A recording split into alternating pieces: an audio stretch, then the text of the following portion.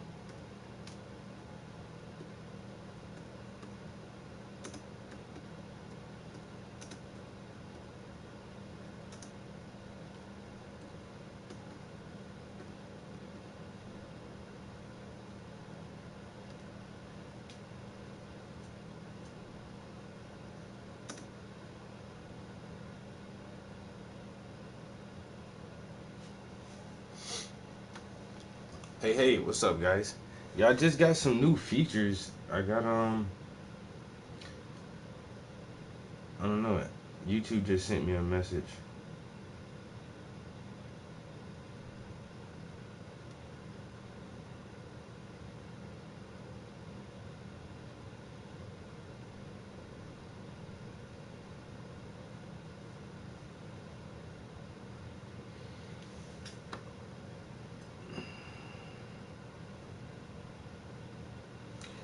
Like the more I turn on like the marketing tools and stuff for like my Facebook business page and my making my Instagram a business account, they're always giving you extra tips on marketing and stuff. And so now since we're at over 1,000 subscribers on YouTube, and so I'm always getting these little marketing tips.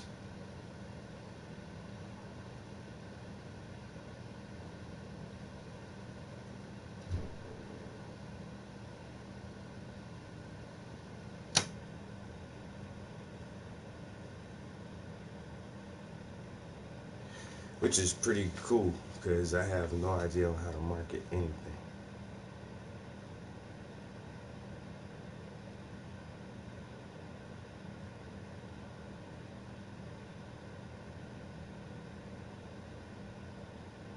So I was at the auction last night. It's pretty good times. I left before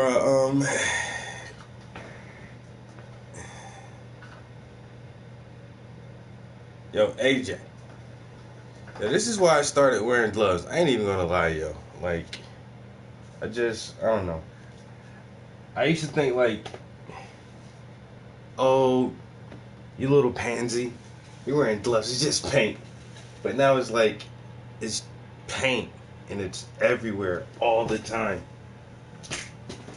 So,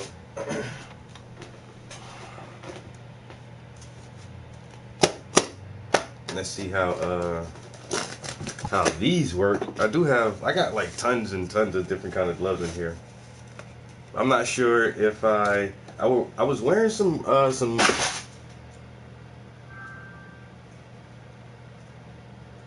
I was wearing some latex gloves and only had like one pair left. And then, oh, there you go. I started wearing these. And these are just like some cloth work gloves. And they're not too bad. But I think I may like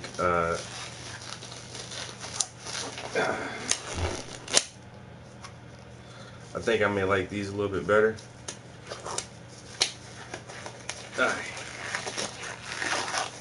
And plus, with the cloth gloves, let me see. Yeah, you can't operate stuff. You can't touch your touch screen. They're not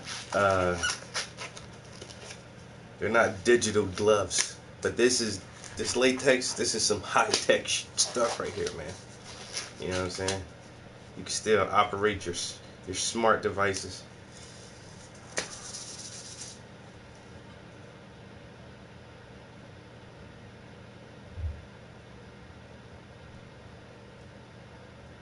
So yeah, marketing tips from YouTube. That's pretty good. That's pretty good.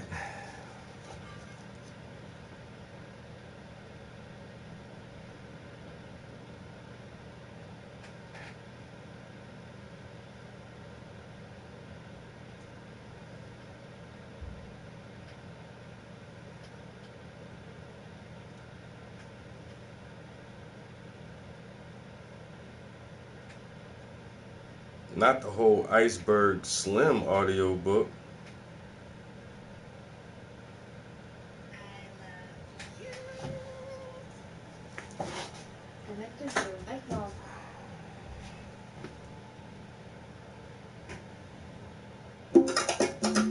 As some of you know, I grew up in a really small town. And in high school, I worked at the grocery store. Which grocery store, you might be wondering? The grocery store. The auction? The one grocery store. living in a small town, you kind of know everybody by face at least. So whenever somebody came in that you didn't know or had never seen before, that was kind of a big deal.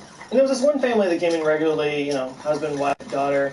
They were very poor, had dirty, torn clothes, and they all had sort of an eye thing. You know that Forrest Whitaker eye thing where one eye kind of droops? You know that thing? Oh, wow. Well, they all had that thing. All of them. Yeah, well, we have an annual art auction, and it's mostly donation. Like most people just donate a piece of art.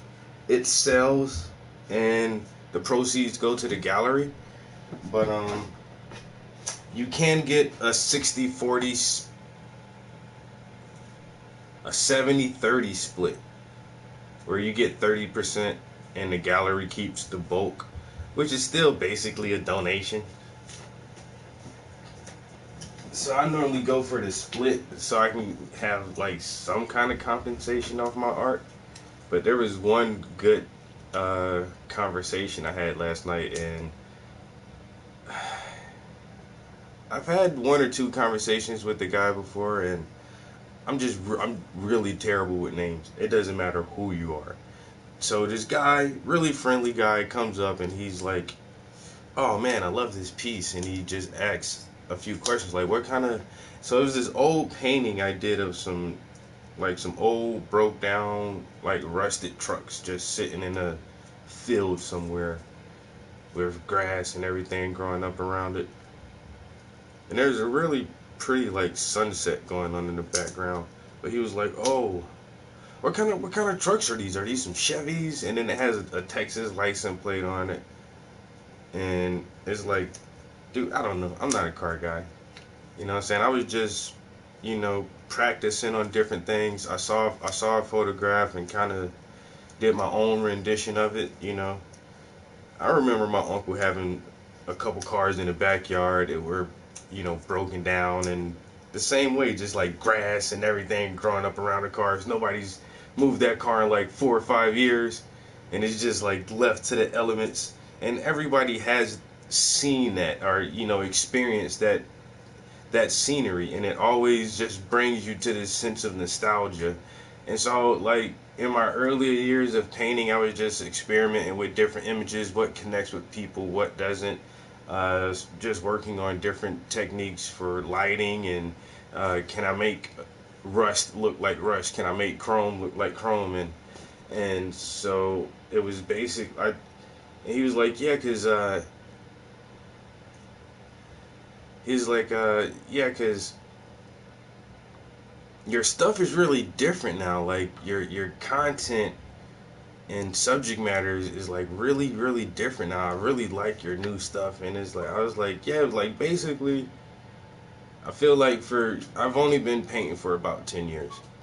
I think, for 7 or 8 years I've been just practicing. I've been practicing how to paint, understanding how to paint, how to make a painting look nice. And that's what I've done for a long time, is just practice. And I've painted all different kind of things, almost everything. I've painted animals and trees and birds and everything, So I've got a lot of practice painting things. And so now in the past few years, I've been just trying to develop content and concepts and understand marketing more. And so he's like, so how old is this paint? I was like, dude, this painting is pretty old, that's why I didn't mind donating this, because they asked if I would give a piece this year, because I don't normally do it. And I was like, it was just something that's sitting in the basement, like collecting dust. At least this way it'll have a home. Hopefully somebody will hang it somewhere and actually take care of it, and it won't be in a basement collecting dust. She's like, this is just some of your old practice work that you're giving us. I was like, yeah, basically. It's like, that's awesome. He was like, your stuff is so good, you just give us like your old stuff. I was like, yeah, you're not getting none of my new stuff. I'm not gonna give away none of my new stuff. Yeah. Yeah, so it was pretty good though.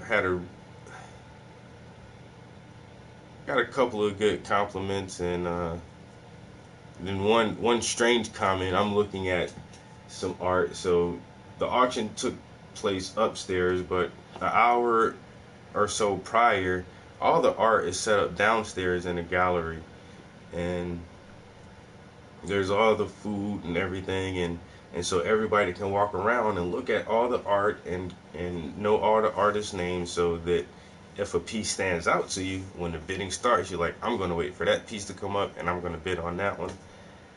And so while I'm walking around looking at art, I noticed like a nice piece, and this lady was standing beside it. She was like, "Oh, do you have anything here?" I'm like, "Yeah." She's like, "Which one is yours?" And like we were literally directly across from my piece. I just point like that piece right there. She's like, "Seriously?"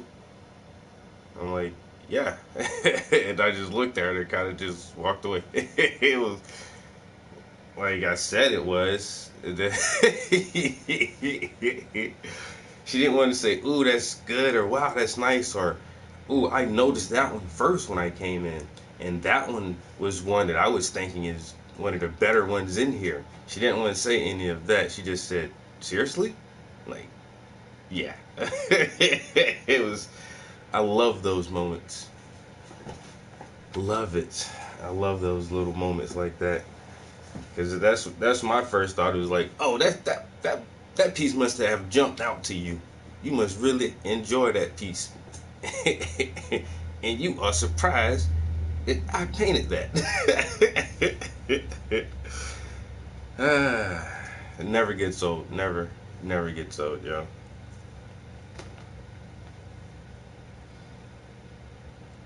That shit never gets old.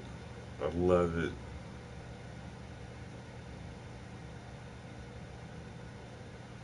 Do you have something here?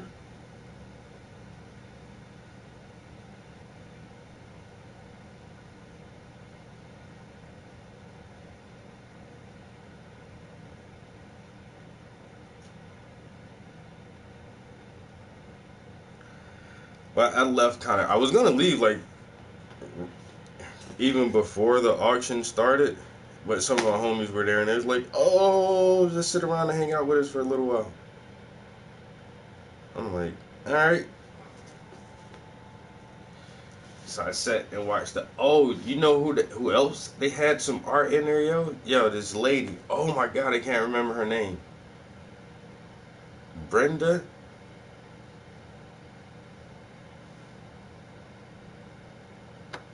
Shit.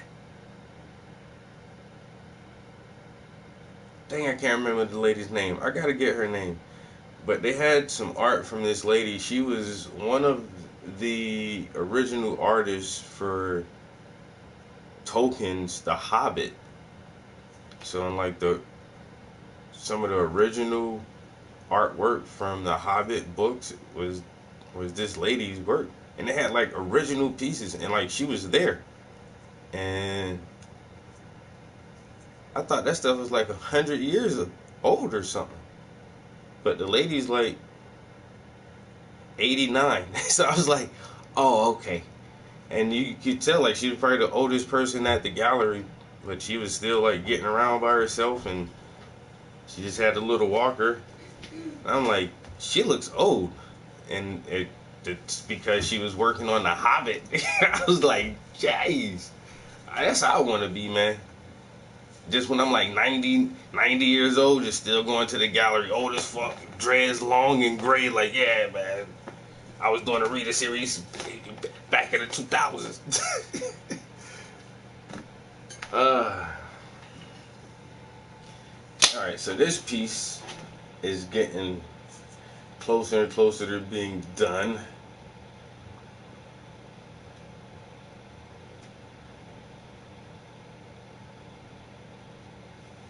So I worked on this piece for about 2 hours this morning off camera.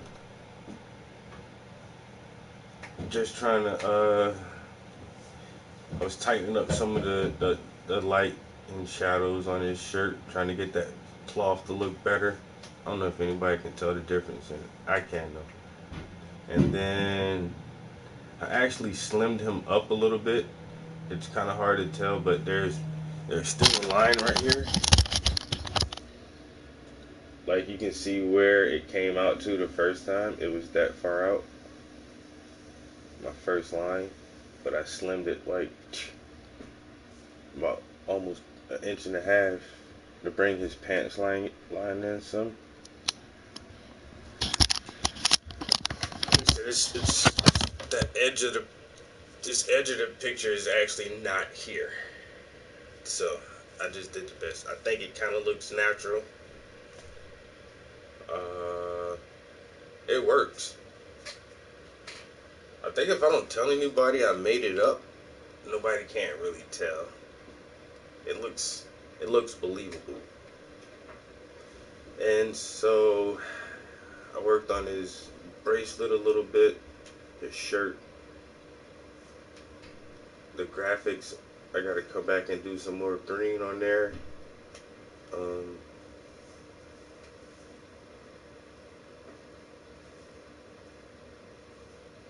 Started detailing the necklace he has. So my next move is to get back into skin tones, add a little bit of highlights to his skin, and then we're gonna jump down and work on the tattoos for this. And this piece is starting to wrap up nicely. I'm liking it.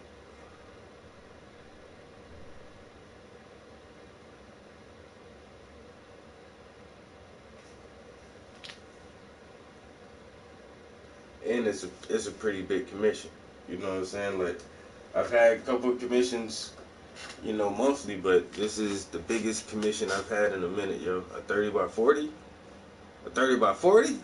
Oh, let me get that.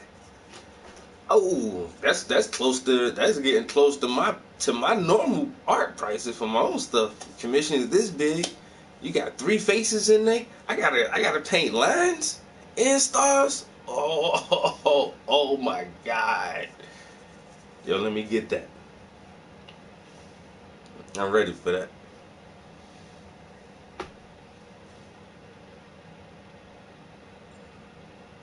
Yo, my man a hustler too though. You know what I'm saying? His hustler is like, yo, I thought I was gonna have to pay this much. I'm like, bruh, for a 30 by 40, I could do it for that much, but it gonna be on the I say it gonna be on a way smaller canvas. I was like, nah, you right. He's like, your stuff worth it. You worth it. I was like, damn right. So we agreed. We talked, man. We talked for about an hour or so on the phone. You know what I said? Just talked about other stuff. But he cool as hell. But he see the point I was making, yo. For this much work on a canvas this size, man. Let me get that.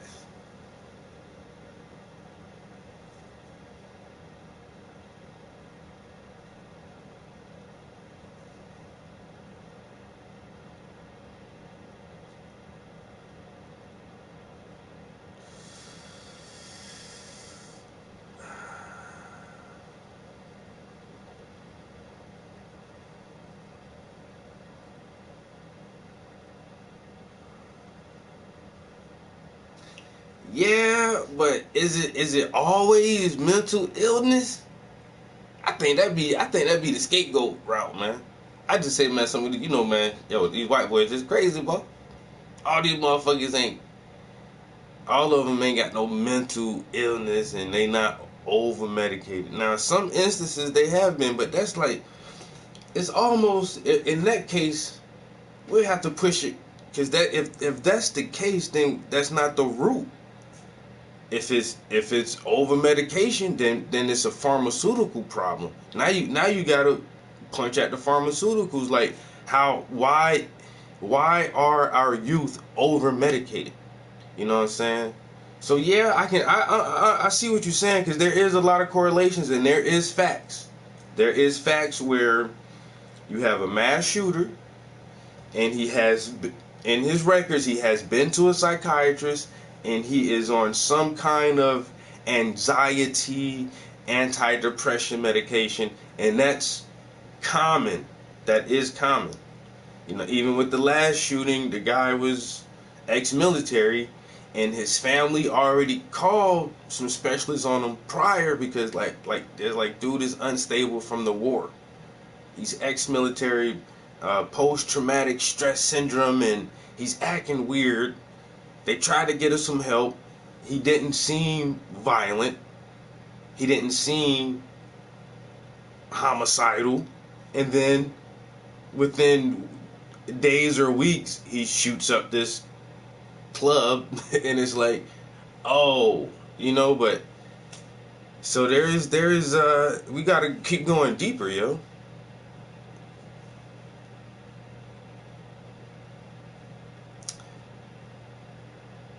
Pill bottles and cartridges. You know what I'm saying? Just boop, boop. These motherfuckers. Boop. I need some more Adderall. Steady loading them shits up.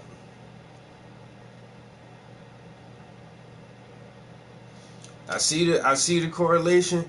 And we talk about this a lot. We talk about it a lot. I wouldn't mind doing I already have this one image on violence in this this digital social media age, and it's an image that I didn't create, but it's perfect. It's perfect. And I asked the photographer. I've tried to email this guy and message him several times, like, yo, can I use this? Yo, can I use this? Yo, can I use this picture? This dude will not respond to any of my attempts to ask. So I think I'm just gonna have to find some models and kind of recreate the image myself, and put my own spin to it.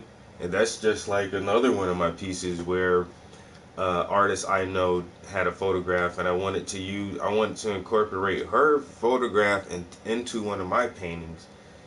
But I know she's really religious, and it's one of my dank paintings about pot.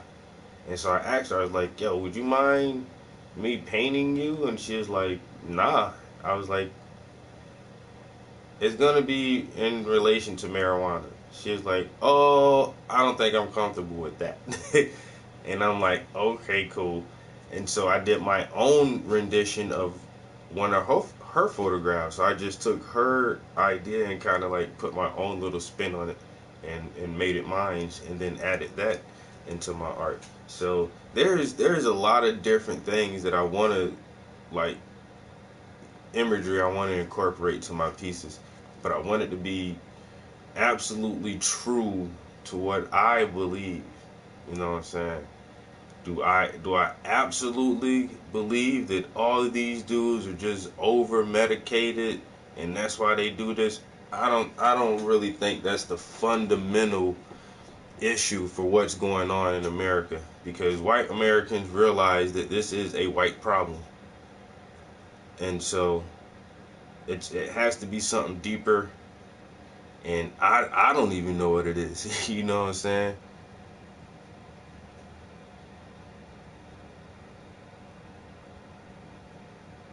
I don't even really know what the true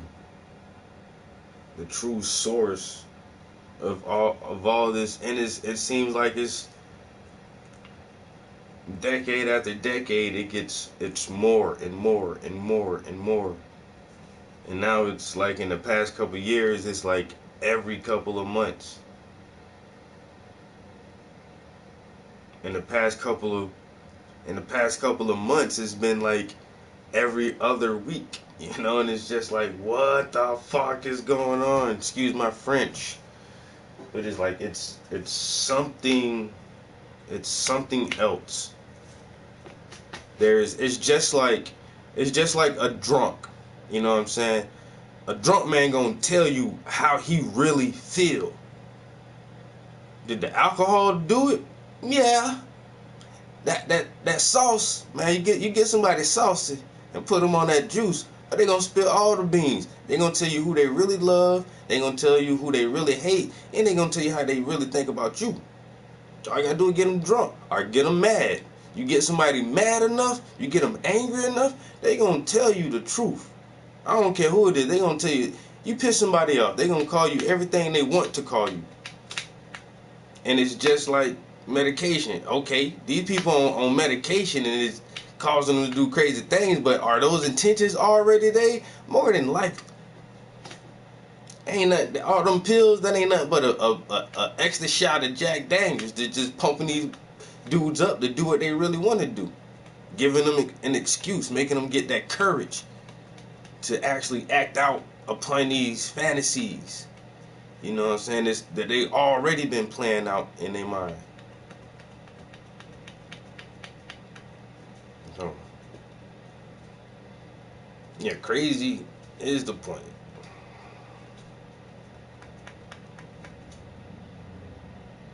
I say, man, it's good. That's a good thought though, man. You know what I'm saying? A picture worth 1,000 words. A picture worth 1,000 words. If I can visualize that in a way like this real gun violence issue.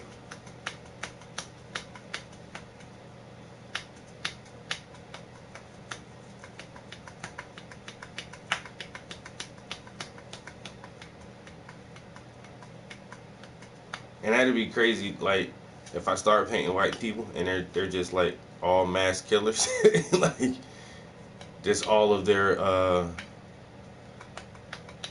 images from the news or something, some shit like that.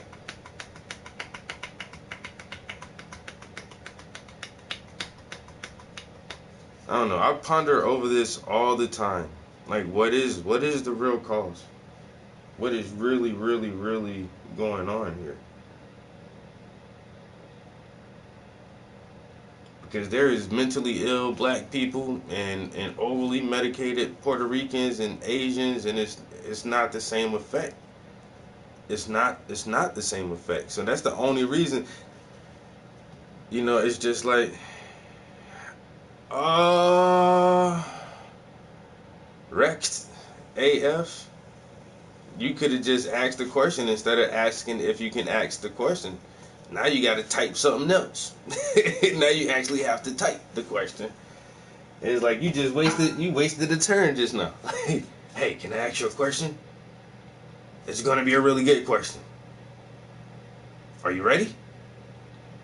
All right, here I go. The question is, oh no. Oh no, I thought I could. My first couple of paints, I was like, boy, look, boy, yo, that is hot, yo. And then I look at my stuff from back then, and I be like, damn, woo, boy, I come a long way, dog.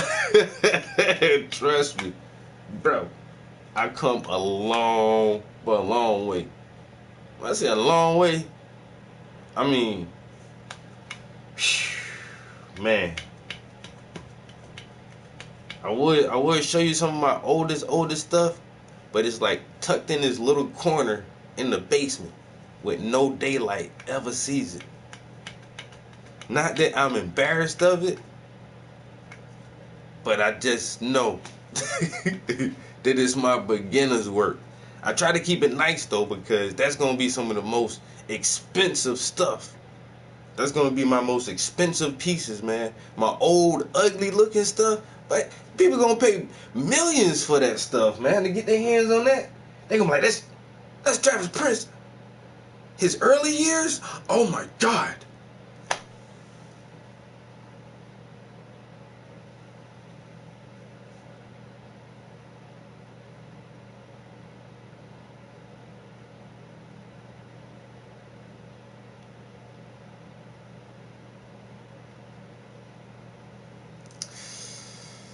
That's crazy.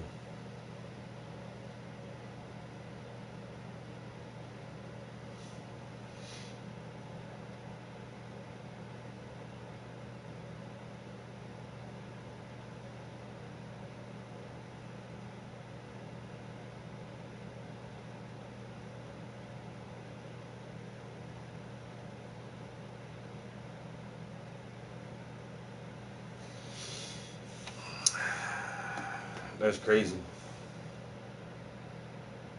And that's how they destroy all communities, you know what I'm saying? They got little different agendas for everybody. Whatever the elite got planned for the white community, man, that shit crazy, man, what they doing. You know what I'm saying? It's crazy how they just manipulate everything.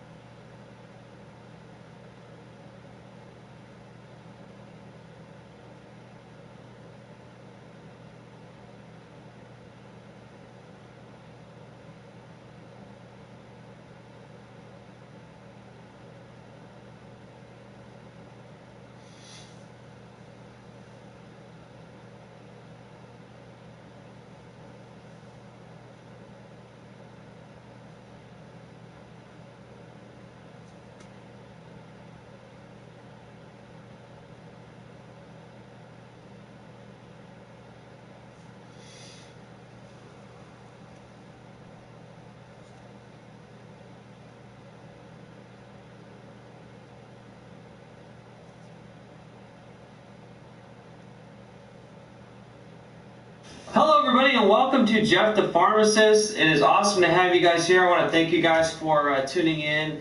It is really great to have you. If you haven't subscribed, please subscribe. That would be awesome. I love to get subscribers. It really makes my day. It makes me smile. Obviously I want to reach 1,000 subscribers one day. So thank you guys for subscribing. So today I want to talk about antidepressant discontinuation syndrome. Sometimes people call it different things like SSRI and withdrawal. Withdrawal is kind of a heavy word now with people taking narcotics and withdrawing or withdrawing from harder drugs. So they call it discontinuation syndrome. Though it really is your body withdrawing from an antidepressant in a way, you know, you have this chemical that your brain has become used to, and suddenly it's being taken away, and there's kind of a bunch of symptoms that can occur with that.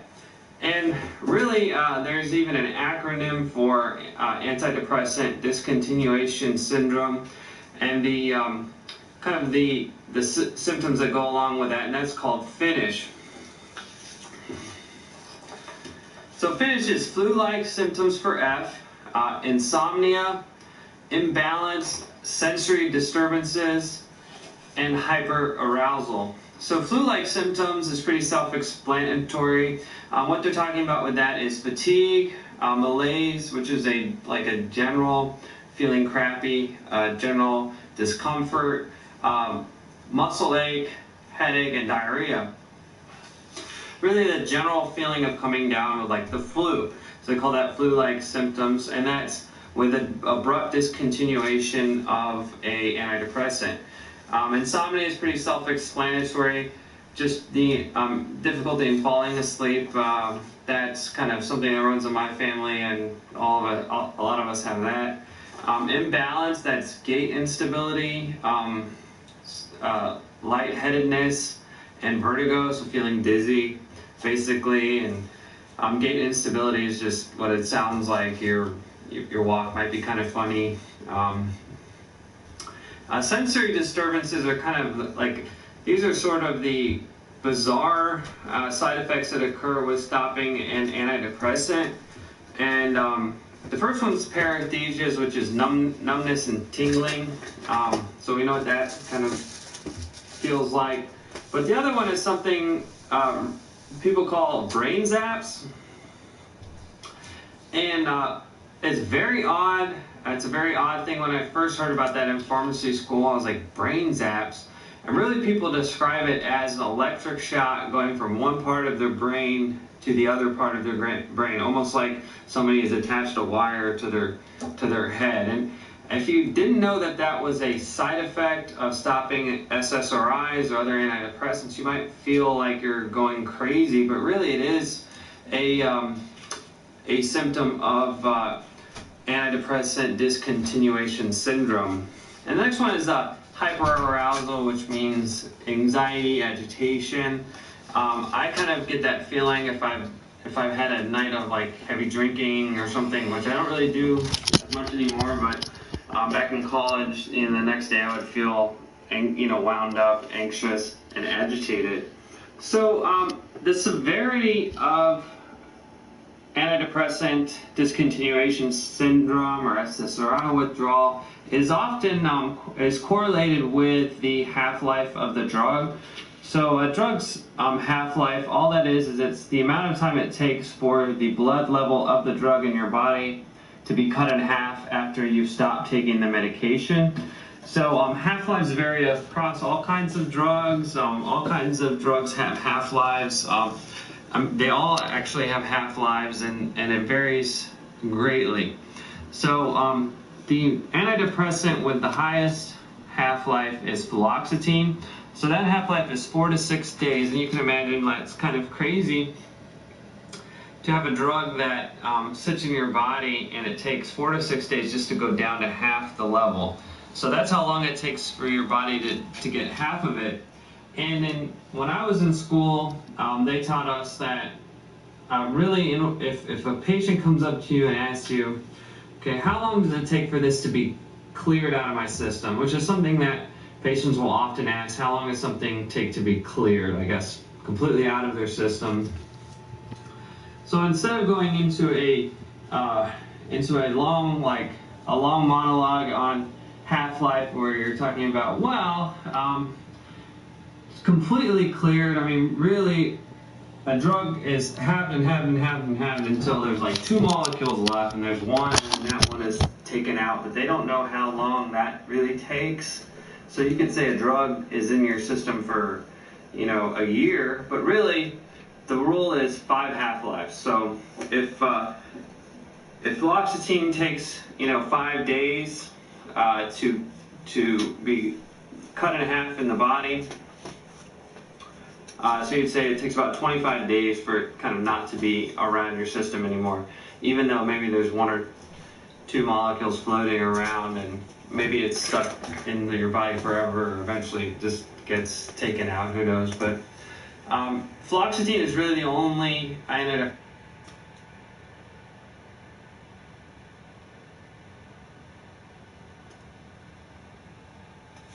Oh yeah, definitely. That's why year by year, I keep trying to tell people, man, y'all better get some of this art right now, like now.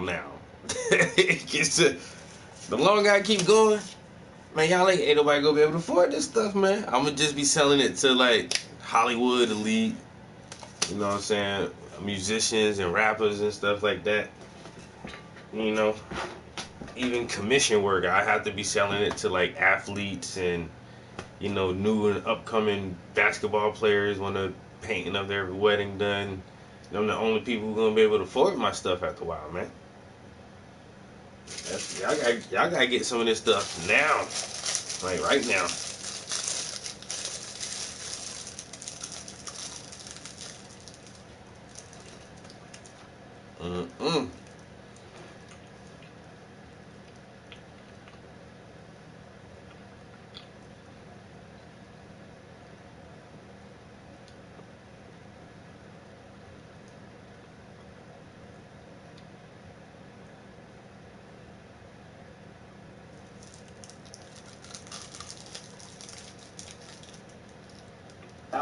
Now, moving on to a different part of the gun violence conversation, there are often similarities between mass shootings in America, and now some are concerned that pharmaceuticals may be a common denominator behind some of these violent acts. Joining me now for more on that angle is Dr. Peter Breggin, psychiatrist and author of numerous books, including Medical Madness, the role of psychiatric drugs in cases of violence, suicide, and crime. Dr. Breggin, welcome back to the program. Oh, glad to be with you. So what do you think is the possible role, in particular, of the selective serotonin reuptake inhibitor family of drugs, the Prozac family of drugs, in gun violence? How does this work? What if there is a relationship? Oh, there's a clear relationship. I've actually been involved with a number of cases as a legal expert where I've been able to actually track the development of it. In Eric Harris's case, for example, he was started a year earlier on an SSRI for a few days, had a bad reaction, and then was put on Luvox, which is an SSRI, fluvoxamine. And you can actually see him become crazy during the time he's on the drug. He's given the drug for obsessive problems. He's not described as in any way mentally disturbed. And then you watch him get more and more disturbed. And we know that Eric Harris was taking the drug on the day of the shooting because he had, quote, a therapeutic level. That's very ironic, according to the autopsy in his blood. And I've confirmed that through FDA reports, and I've confirmed it through the autopsy report. I had another case of Joseph Westbecker, who went into his former place of work with an AK-47 and killed 8 people and wounded many others. And he became psychotic while on Prozac. These people don't always get psychotic. He got psychotic, got delusional about what was being done to him at work. He's been disturbed about work before, but never violent. Dr. Yes. Breggin, we have just about a minute and a half. I'm curious, what's the mechanism by which these drugs make it in some small, because some people clearly need therapeutic medications, presumably. What's the mechanism that these drugs use? I don't take that position about these drugs. All right. So how is it that they cause people to feel like it's okay to kill somebody? Well, they cause a lot of agitation and anxiety, and that can tip a person over. They can cause akathisia, which is an abnormal movement disorder, tips people over. They can make people manic. They can make people psychotic. And by the way, the Washington Naval Yard gun massacre man was on trazodone, an antidepressant that also blocks the reuptake of serotonin. So he's being affected in a similar way. Is one possible mechanism that basically by reducing your emotional level, by reducing affect, where you're also reducing empathy, so these people don't view the people they're shooting as human beings, they view them as objects? There's very clear studies that is one of the clinical effects, is the loss of feeling for other people, in addition to making people psychotic and agitated and anxious. That's very true. Yeah, remarkable. So we need to have a conversation, a broader conversation, not just about guns and how we license them and how we distribute them and all that kind of, but also about our psychiatric medications because of all these correlations. Dr. Peter Breggin, thanks so much for being with us tonight.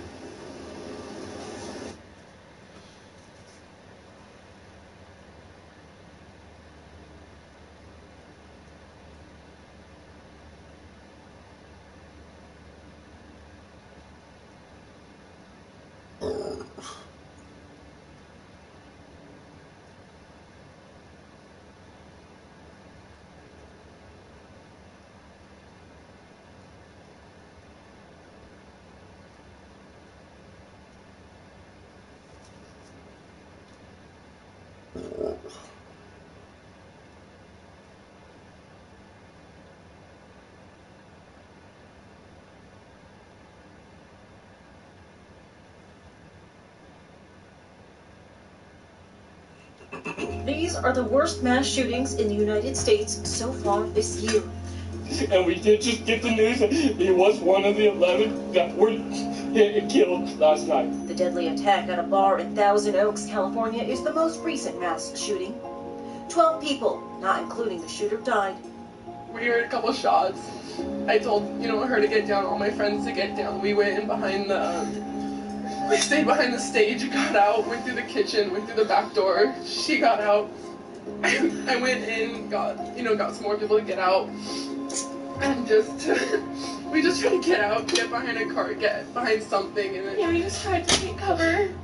On February 14th, Valentine's Day, a former student opened fire inside Marjorie Stoneman Douglas High School in Parkland, Florida.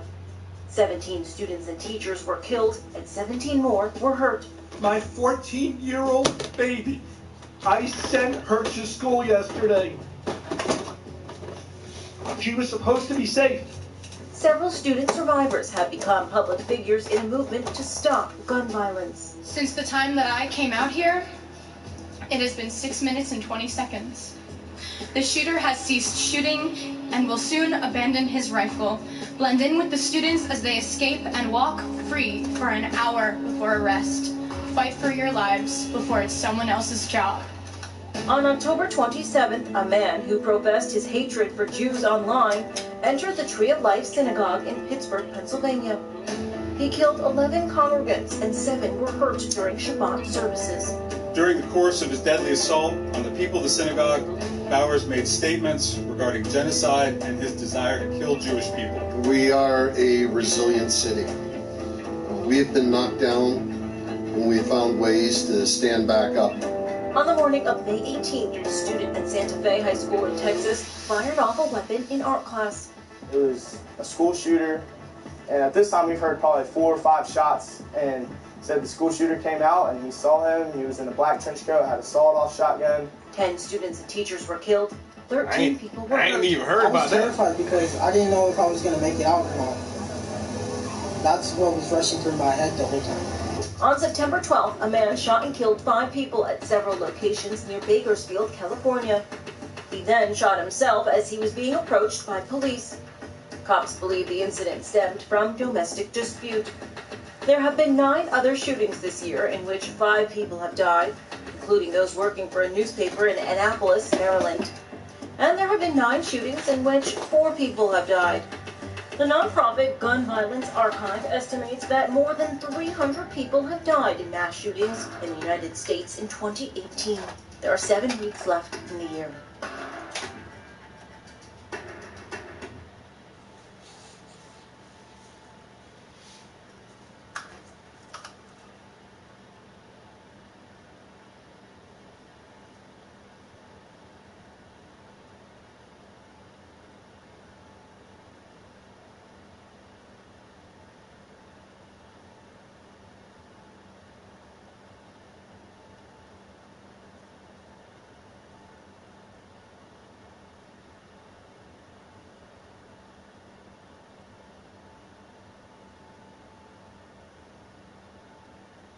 The first indications police said that Ian Long might be violent came last April when his family reported a domestic disturbance. He was somewhat irate, acting a little irrationally.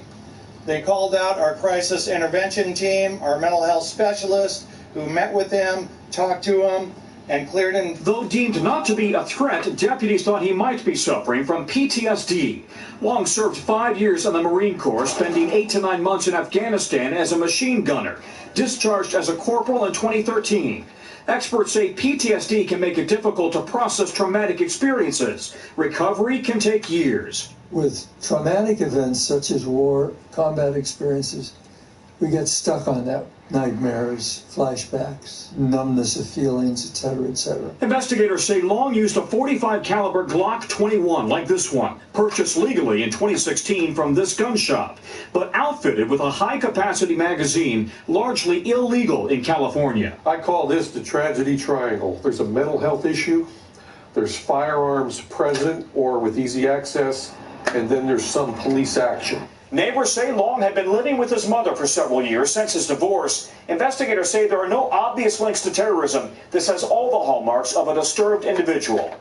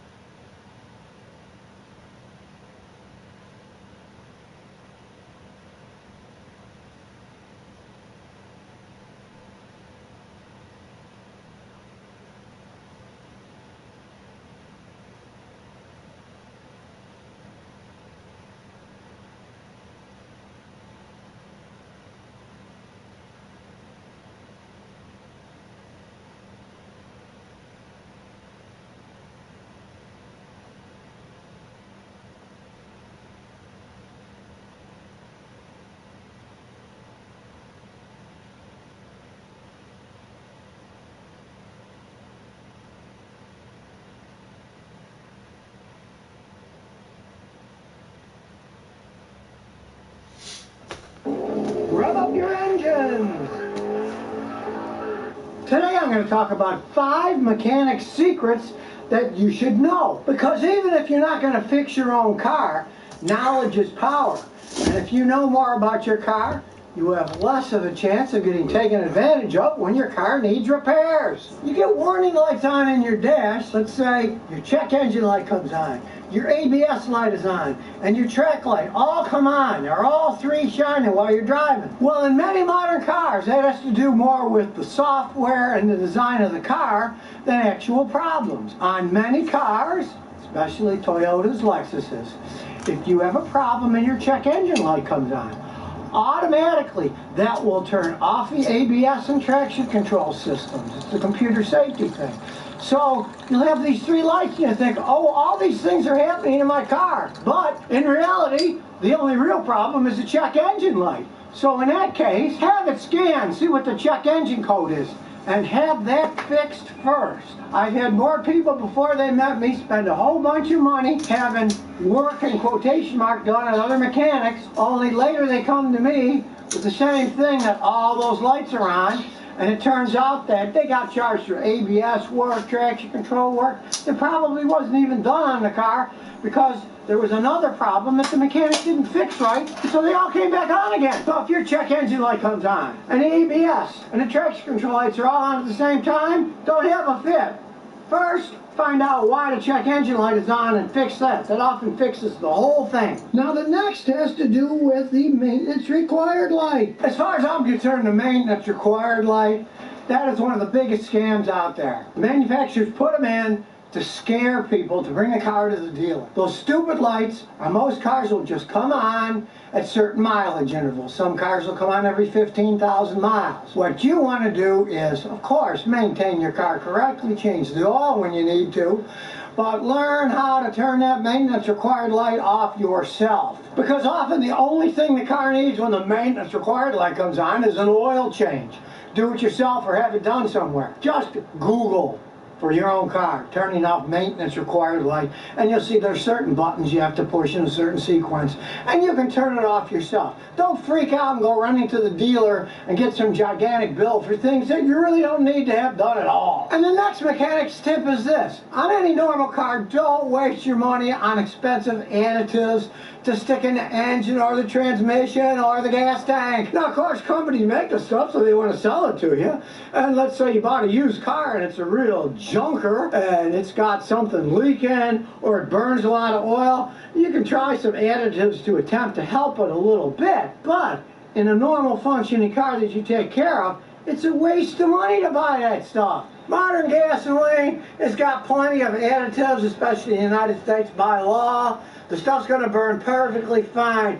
You don't need to put anything else in it. It works great the way it comes from the refinery. And the same thing goes for engine oil. Engine oil works really good. It's well designed. It's much better than it was when I was a kid. All the chemicals that are added to the oil to make it last longer, to make it not burn, to make it not pollute and vaporize, they're in there from the factory. You don't need to add a bunch of packages yourself. You just need to change the stuff regularly. That's what you need to do, not put additives in. Change oil when it gets dirty. If your car's heater doesn't work right, maybe it's lukewarm, maybe it doesn't work at all, a lot of times it's because of one simple thing. And that simple thing is this: if your car is low on coolant, often your heater won't work right. Now this may sound counterintuitive, but it's true.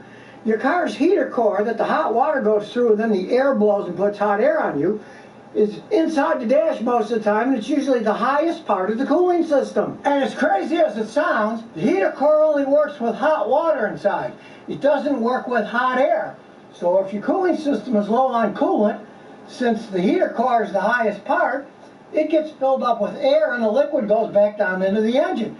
And hot air won't blow into your car. It has to be full of hot water that dissipates the heat to the fins, and your fan blows the hot air in your face. So if your heater is not working this winter, hey, just check your coolant level. It might just be low. I have fixed hundreds of cars that way over the years. Now the last mechanic secret has to do with car batteries. Believe it or not, car batteries are kind of like eggs. They really have a sell-by date. Now when I was a young mechanic in the 60s, batteries were completely different. In the back of the gas station, we had empty batteries that were vacuum sealed. When it was time to put one in a customer's car, we got an ice pick, we broke all the vacuum seals, then we filled the battery with acid and charged it up with a battery charger. So in those days, the batteries had a pretty much indefinite shelf life. There was nothing in them. But modern batteries are filled with acid at the factory. It's just a new production thing. But once they're filled with acid, they start to deteriorate. And batteries in cars are made to start your car,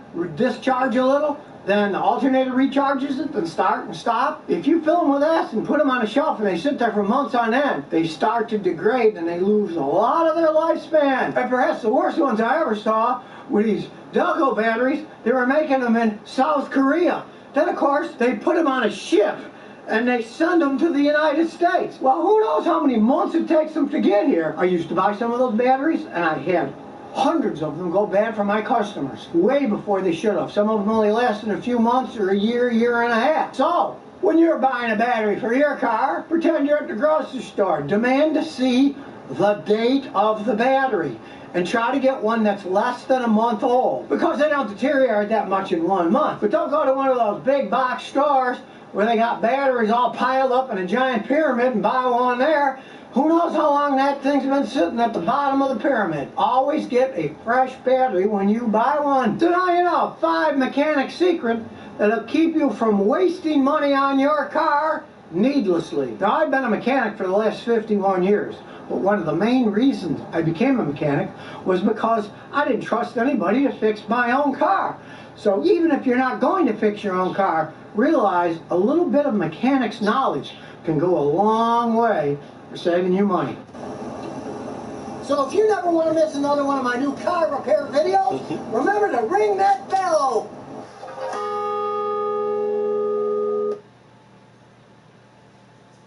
Who is this guy? Scotty Kilmer. Said he been a mechanic back in the 60s. Fallout 76 is a prequel to all the other games, and it's our biggest one yet. You are one of the first to emerge into an untamed and very different wasteland.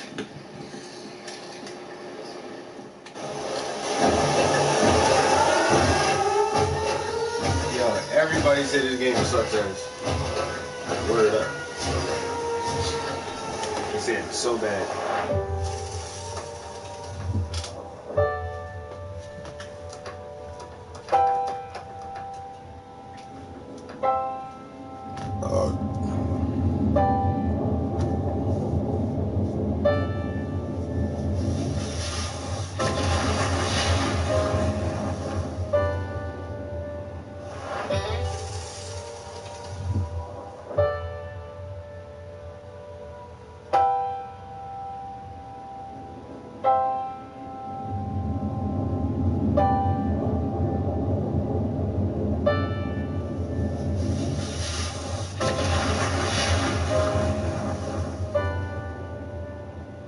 And this time it features all new rendering. There's a glitch in the Matrix. It's actually, oh my god, it's just getting worse.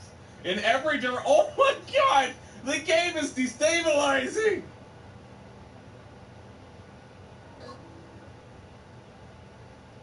I'm walking into an invisible wall right now. Lighting and landscape technology. Tell me where that light is coming from, okay?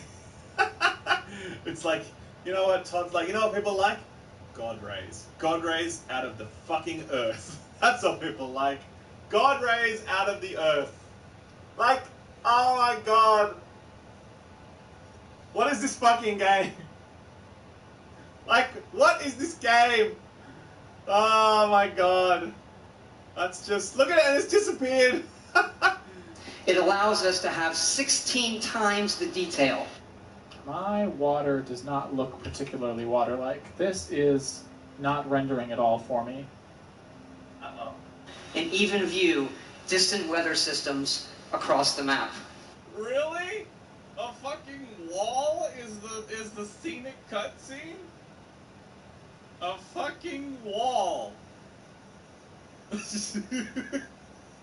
I am either I must be a god. Apparently the shadows are based on where I'm looking. Alright, I am actually the sun. This engine has been around since Morrowind, at least. Some of the cool things, like when you dig through the code, is like you get to see, oh my god, this was used back in this game that I used to play like when I was barely out of college, right? Like nothing was developed with multiple players in mind. The best way to change the FOV is to go inside your user account, documents, My Games, and Fallout 76. Find the Fallout 76 INI and do a copy paste, and then rename the copy custom. Just add the word custom like that. Now I can't do it again because I already have one, but then you just name yours custom. And then what you want to do is go into the custom INI, and these are the 2 lines you need. Wait, you're the only one that The I can menu won't even load for me. Huh, that's weird. Is this the right game for Fallout fans? Well, I think so, but I don't really know. Fallout 76 is the story of an insane man chasing quest markers around a map while pointless audio logs play in the background. You do not have any goals or direction. There are no characters to get you engaged or immersed in the game. Just an endless series of quest markers to follow around. Now we don't even have a conversation system. We just have really long audio logs. Or real people. Or you. Hi. Hello. What's your name? This game is so empty and devoid of content. Just like my Tinder inbox. Whoa. Fucking... We actually can't do the main story. Well, main story. We actually can't progress that because the fucking ticket dispenser's broken. You know, Fallout 76 right now is dominating our studio's bandwidth because that's the game that's coming out, and we have more people on that project than we've ever had on any project. And they literally copy-pasted this game so hard that that bug from Fallout 4 exists in this game, and it's fucking over hundreds of people because you can't patch it. What do you mean you can't patch now? You can't use the fix from Fallout 4 in Fallout 76, which was a player patch. Bethesda is aware of this bug, and it has existed for 2 years in Fallout 4. And they never fixed it. And it's in this game now, too. Fallout 76 is by far the largest project that we've ever done. It encompasses parts of the studio in Maryland, Austin, Montreal for Bethesda Game Studios, as well as we're getting a lot of help from other parts of Bethesda. Some of the great folks at id Software, Arcane, ZeniMax Online, and so it really is a huge undertaking, not just for us, but all parts of Bethesda. We have built a platform, 100% dedicated servers. Because I'm playing a single-player game. Server not responding.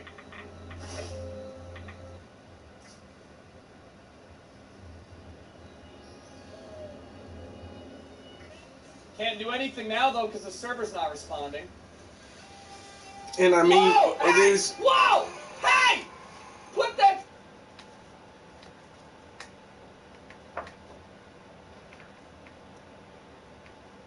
Ooh, if I had to do that shit again! Yo, this debate was... Some smart boys out there have been digging around in the game's files and probing the networking. And it Yeah. looks like Todd has goofed up pretty bad. The game's connection to the server and other players is not encrypted, meaning that you can not only get the IP address of everyone in a server, but you can also spoof packets in order to screw over other players, or even just forcibly disconnect them from the game. It also appears that the game has no client-side cheat detection, so the script kiddies will be running rampant when the game comes out.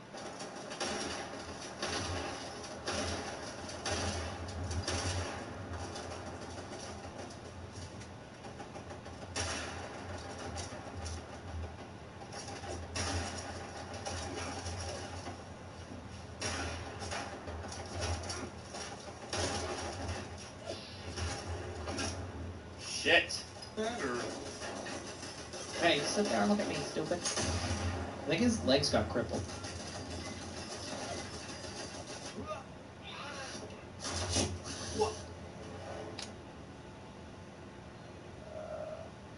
Alright, I'm here. You ready to go? Yeah, I'm up top. You want to say hi to my pet? I just tamed him. You being... Yeah. You Hey, being look. serious? Look, you'll see. He's right next to me when you come up here.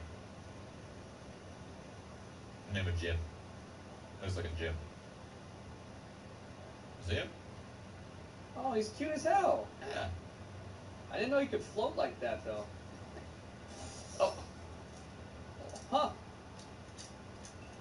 Oh, he's still there. How'd you get over there? How do I get off there? Oh no, am I stuck? Oh my god. Todd! Todd! You've got Red Dead Redemption, where the fucking balls on the horse grow and shrink based on the temperature. Meanwhile, in Fallout 4, you have a card called Commando. Basic combat training means automatic rifles do 10% more damage. He's holding a bolt-action rifle in the card. This is a bolt action.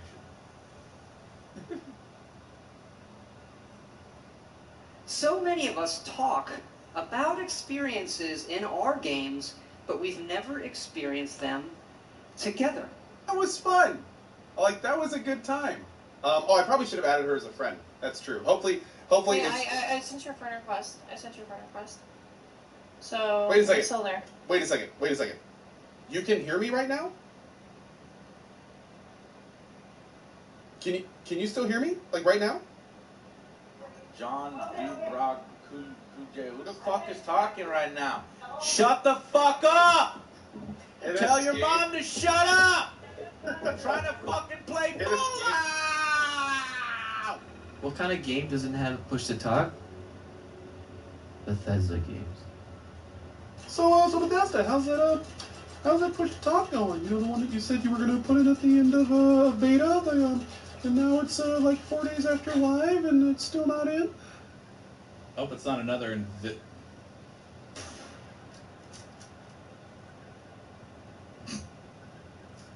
know what to tell you, dude.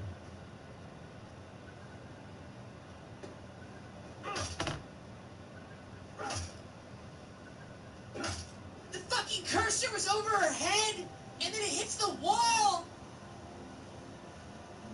and then it just disconnects. This fucking game is so bad. It's so bad, bro. There, cow. It was there.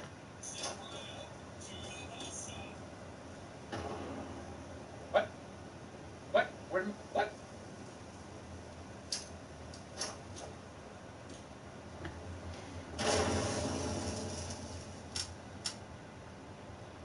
Can't even kill myself in the game.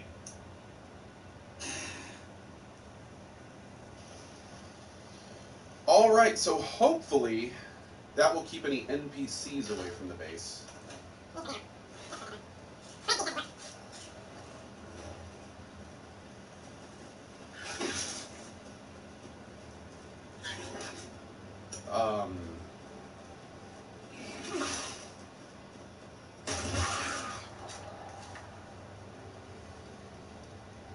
think I've got plenty.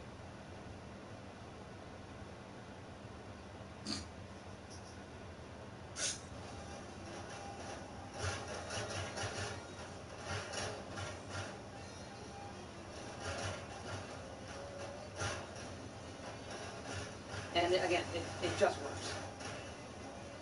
And that's something that still is very important to us at the studio in terms of, for the time you're in it, it has to feel real.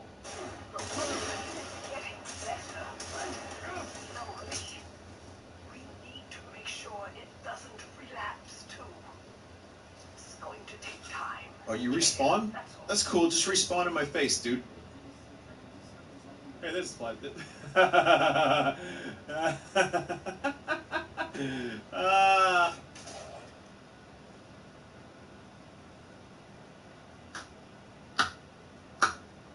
I read on the internet that our games have had a few bugs. I feel like I'm going, oh, never mind, I guess it depends. Oh my, are you serious right now? Dude, I'm running on ultra. Look, if I look down at the ground, I run faster. Wait, hold on, see I'm running like this? Because I'm loading all this shit. Watch this. Look down at the ground, but gotta go fast, boys. 3, 2, 1, go. Wow. What the fuck? Dude, you just destroyed me, man. That was a bad move. I got you. Thank you. Thank you for that. Just That's kind of you. Oh, Anna. Oh, bloody Nora. What's going on here? Oh, oh no. Joe, did you hear Elder Scrolls 6 and Starfield are using the same engine as this game? Oh god, no. Oh god, no. I think it's what you were looking at. Whoa, you're sliding around. So, yeah, I don't know what's up with that. What the heck? Run! Run! Woo!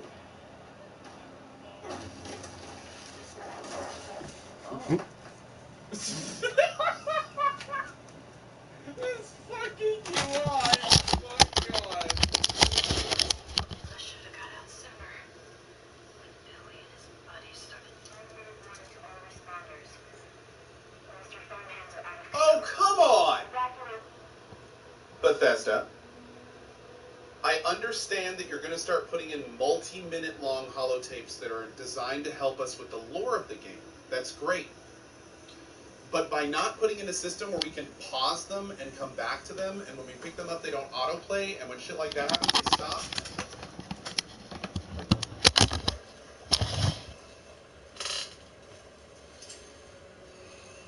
Everybody's bagging on this game so hard, yo. Like, they just messed up Fallout major.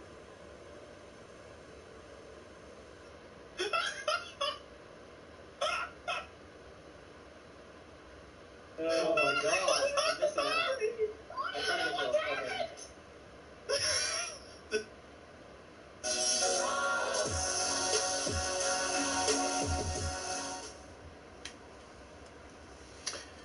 Too bad for Fallout. Guess I won't be getting that game either. I was kind of excited. But now... She thought I was younger, and I thought she was younger. People were like, is that weird, like the age difference? Only time it was weird was when I showed her a picture of me from 10 years ago, and then she showed me a picture of her from 10 years ago. Hers was a school photo, mine was a DUI photo.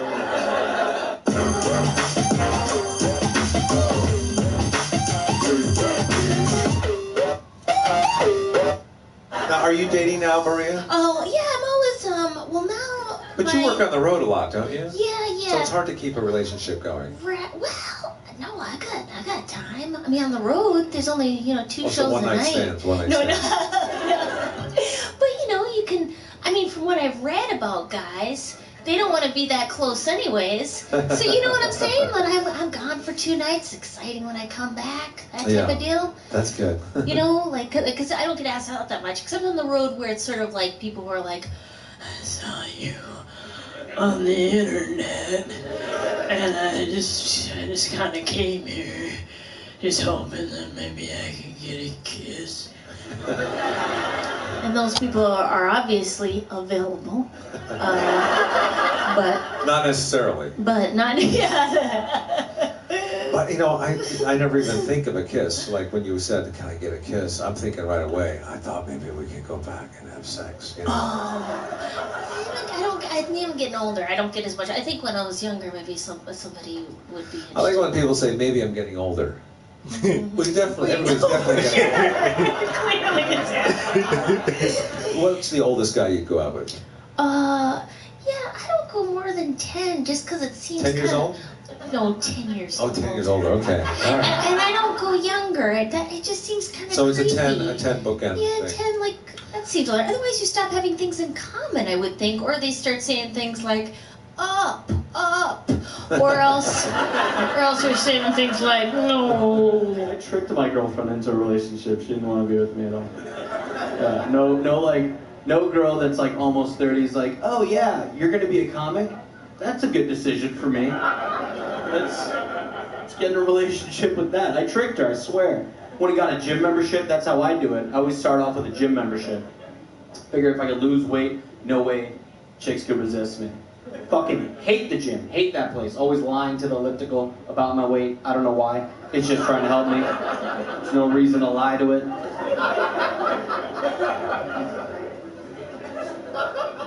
And at first, you know, you put in all this effort and stuff. Like, I remember at first, my girlfriend would be like, every date with you is like an adventure. I never know what you're gonna do. Every date with you is so fun and different. I can tell you put so much thought and energy into these dates. You're not like those other guys. You're not just taking me out, trying to get me drunk and sleep with me. No, you're different. She had no idea that every single one of our dates was just a daily deal on Groupon. Yeah. Every single fucking day. She'd be like, oh my god, we're getting our teeth whitened? You're so spontaneous. Yeah. Daddy fucking loves you. We are gonna get those teeth whitened. Best thing that happened to dating. I never have to think anymore, I swear. I get that text message, wanna hang out tonight? Sure, what do you wanna do? I don't know, what do you wanna do? Because girls have no fucking input. How does couples hair removal sound? She's Persian, she needs it.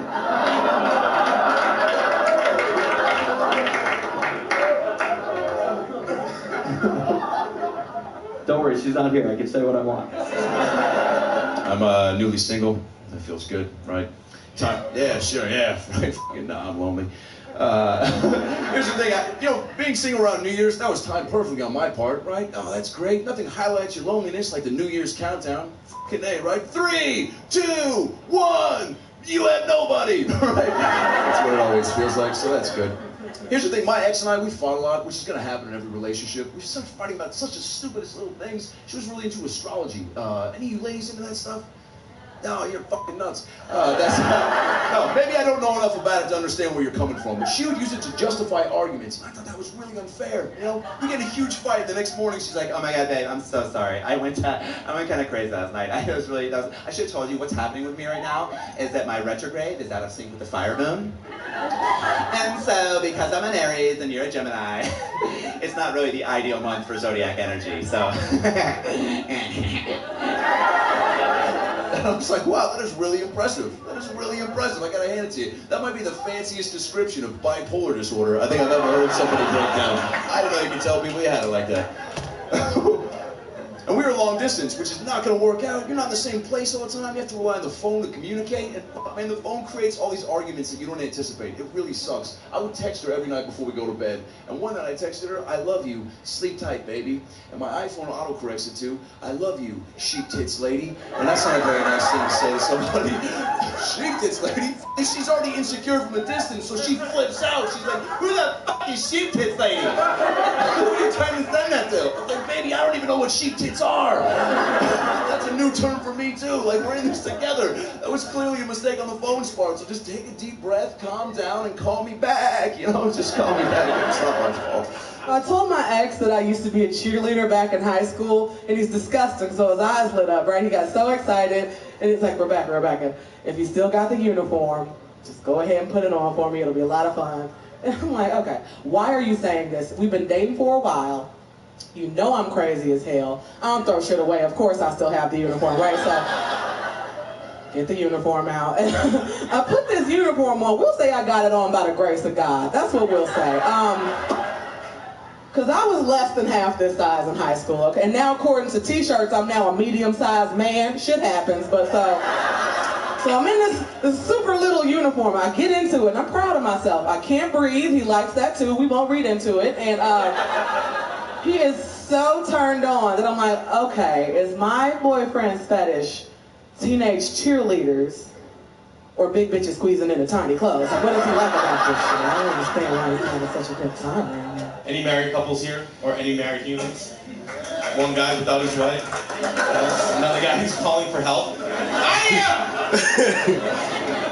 How's the sex? 2 thumbs up. What's up, Clay? It's tough, you gotta mix it up. We have 2 kids, I'm like, how can we step it up? You know, I tried role playing, wife can't act, cut that out. Can't do a threesome. I don't need my son coming in the morning being like, who's he? You know, I don't need that. So I bought us a dildo. Yeah, I say us. Because that's what I thought it was gonna be, us. My wife was out of town, I'm like, I'm gonna go to a shop and get a dildo. Just a little something to spice it up. Anyone ever bought a dildo? There's 2 kinds of shops to buy a dildo at. a nice one where they're professional, where they're like, now how is she stimulated? Clitorally or is it vaginal? Or you can go to the one I went to where the guy looks like he should be working the ring toss at the state fair. I walked into this sex shop, there were other dudes like looking at porn like, like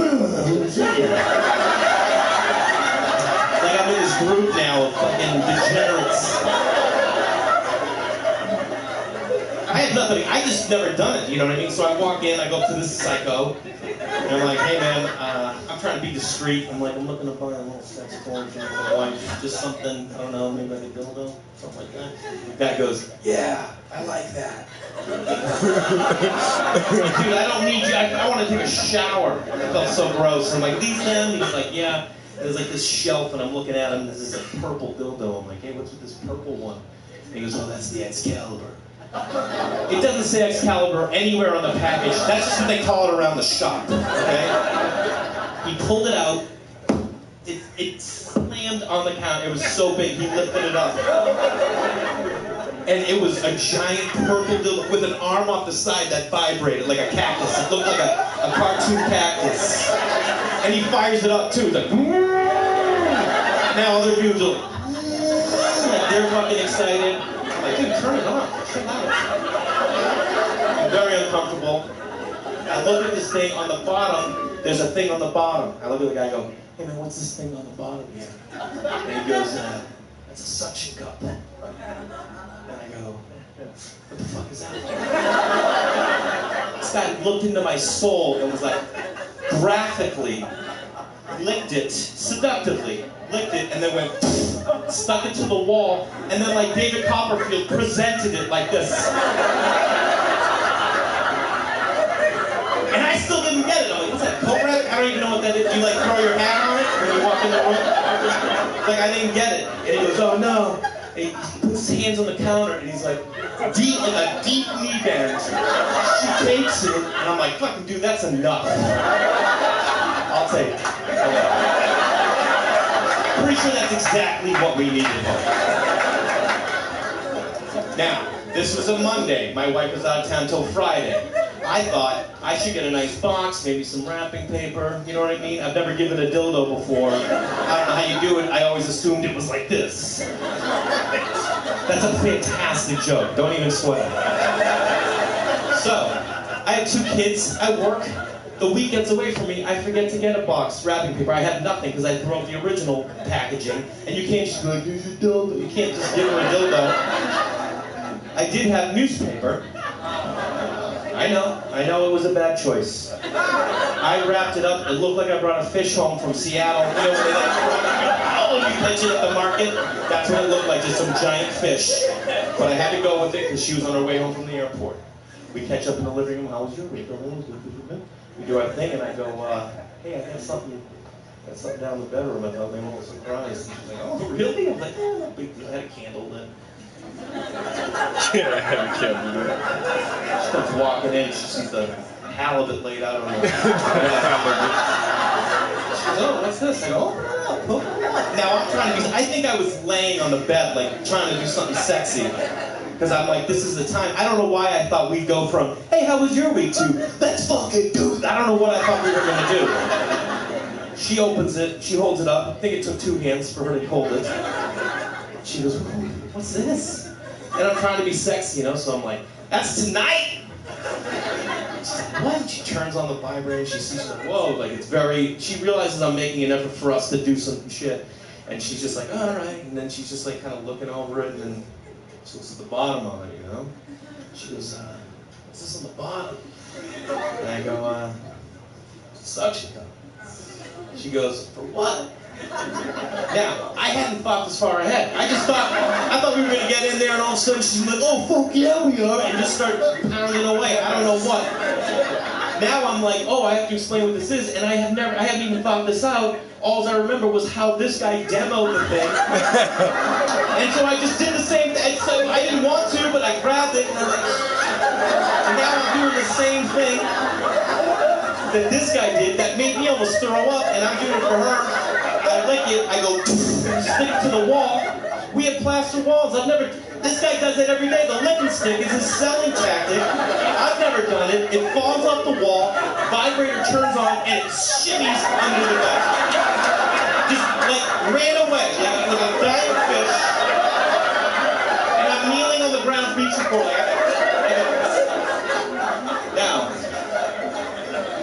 I don't know how often you sweep under your bed. It was dusty. And now she's there, I'm here.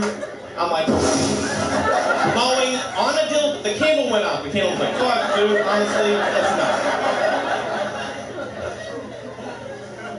I get it cleaned off, and I hand it to her. I'm like, and she just goes, I don't think so, babe. And I go, what's the problem? And she goes, it's too big. And I got, like, I was let down. I made like a big effort here. I put myself out, and I looked at her and I go, you don't like big dicks? And she goes, no, I like average dicks, like your dick. I wasn't even mad. I was like, you think it's average? All right. It's a C. I'll take a C any day of the week. I was mad she didn't like big dicks. Like, if I was into dicks, well, only big dicks. And I'd crush them. I'd find, oh, is this your big dick? Crush a dick in 2 minutes, guys. Like, dude, stay away from Larson with your big dick. He'll fucking hammer that thing. What? So we had sex with my average dick, and we made my beautiful, sweet, caring, empathetic little boy and my average little daughter. My last ex, he was white. He's still white. And still totally a white person. I gained a lot of weight in that relationship because my ex did this to be nice. He was trying to be a good boyfriend. Are you guys together? He's just giving me a thumbs up, and she's like, what the fuck do you think? Why would I be sitting here if we weren't together? I get you, girl. Your shoulders are out. Have a good summer. So I don't know if he does this. My ex did this to me to try to be a good boyfriend. He's like, you're beautiful no matter what. Does he say that to you? Good, you can get fat as hell like I did. He told me, I love you no matter what you look like. My hungry ass heard that, and I'm like, dope, great news. I made some cookies about it, right? That's how I treat love. So I gained 25 quick pounds in that relationship. Now I'm shaped like a sexy Teletubby. Single people want to be together so badly that you created websites for you to find each other. There's single people everywhere. Jewish.com, blackpeople.com, people with no jobs but not really.com, all kind of shit to get together. And I looked at I went on one of these sites and I read it. And I'm looking at all these things that people say they want to do. Like, you know, all the interests, that's what it is.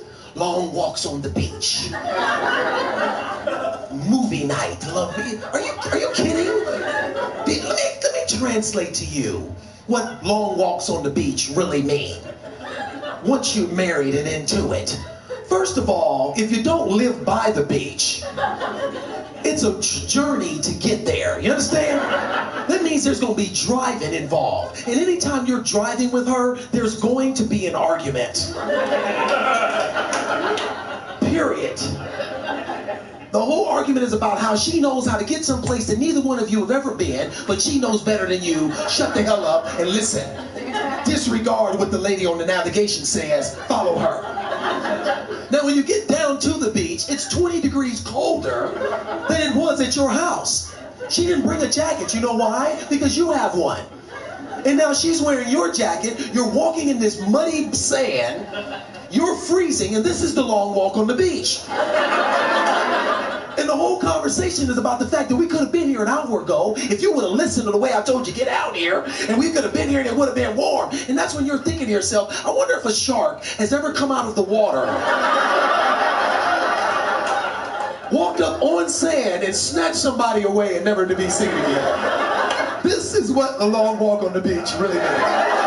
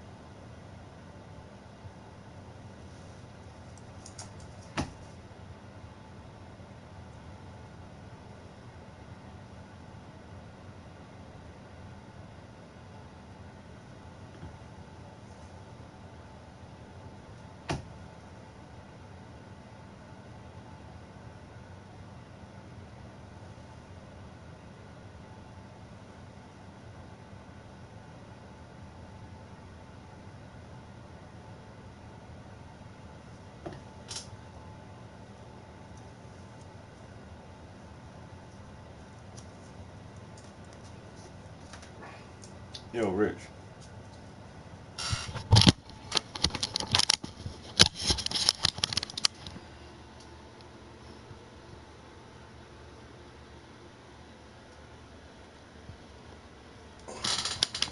Hold on.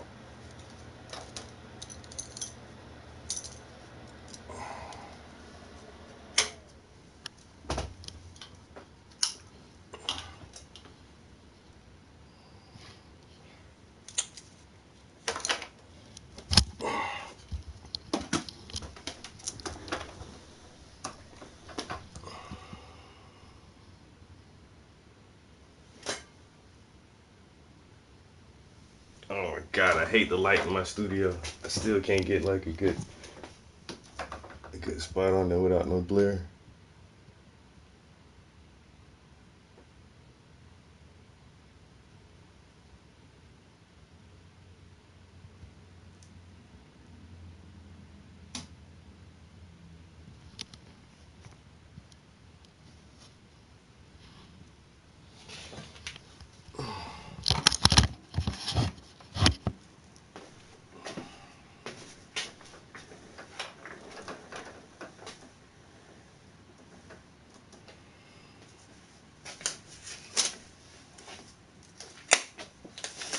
Let me take a little break.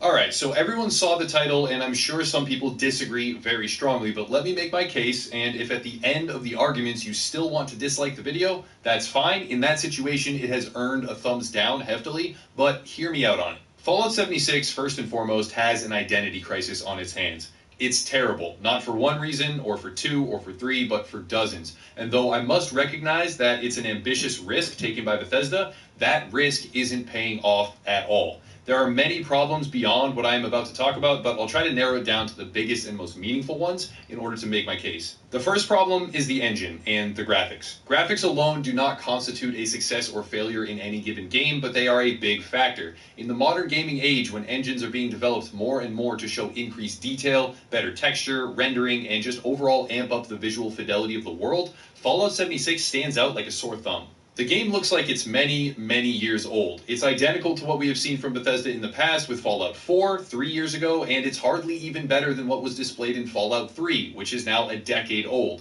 The game is not in direct competition with other current releases like Red Dead Redemption 2 or the upcoming Division 2, but comparing those games, graphically speaking, and keeping in mind overall attention to detail and atmosphere, it's unbelievable how far behind Fallout 76 is. I would make a joke, but it's really actually not funny at all. It's kind of sad. Now, I don't want to harp on graphics alone too much, but the issue of low visual detail is exacerbated by performance problems and frame rate drops. The issue has to be taken with a grain of salt. Yes, the game isn't released yet, but Bethesda has made it clear this is pretty much the final game version, or close thereabouts. And as a result, we can be confident the frame rate is not going to improve drastically. Even on high-end gaming PCs, the game still struggles to achieve a high yet smooth FPS count. And on console, it is devastatingly bad at times. It's understandable when a game that takes on an overly ambitious level of detail and atmosphere struggles on lower-end machines. It's not so understandable when a game that looks like it could have been released 10 years ago struggles just as much or more.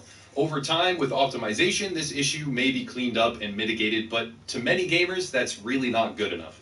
Right alongside frame rate problems and graphics is the overall PC port itself. I am not mainly a PC gamer, but from everything I've been able to gather, Fallout 76 was ported badly. It has a clunky control set, tedious layout, and everything from the in-game keybinds to the menu settings are awkward to navigate.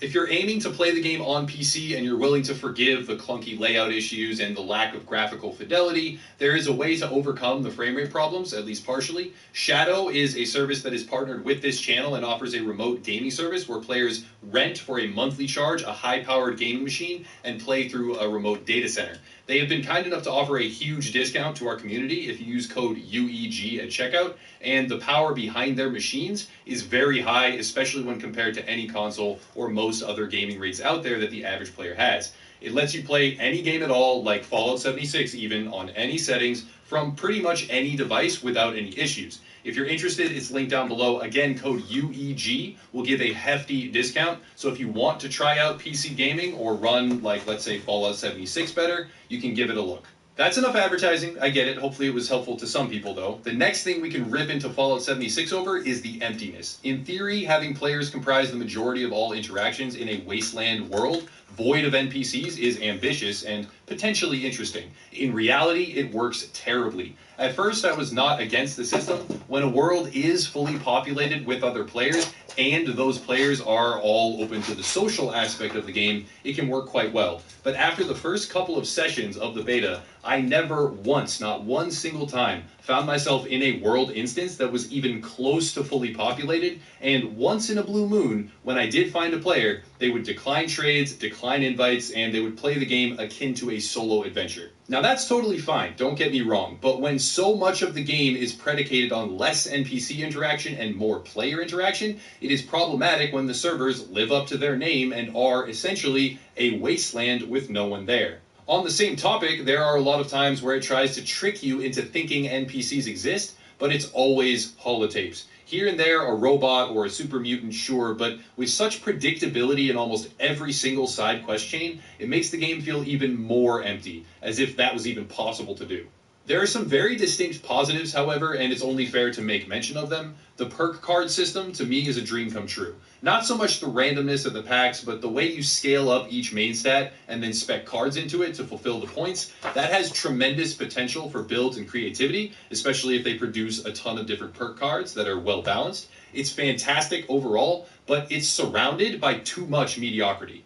Now we come to the crux of the issue, and that is the player base. I'm not saying that the player base itself is the problem, but playstyle conflict certainly is. The game offers a horrible open-world PvP system that can't establish an identity. When two players wish to duel, that's great. In that one very specific instance, it works well, but the PvP is not confined to that. Spawning directly next to where you died, with another player still flagged as hostile and open for PvP, can create a nearly infinite loop of meaningless, resource-draining fighting.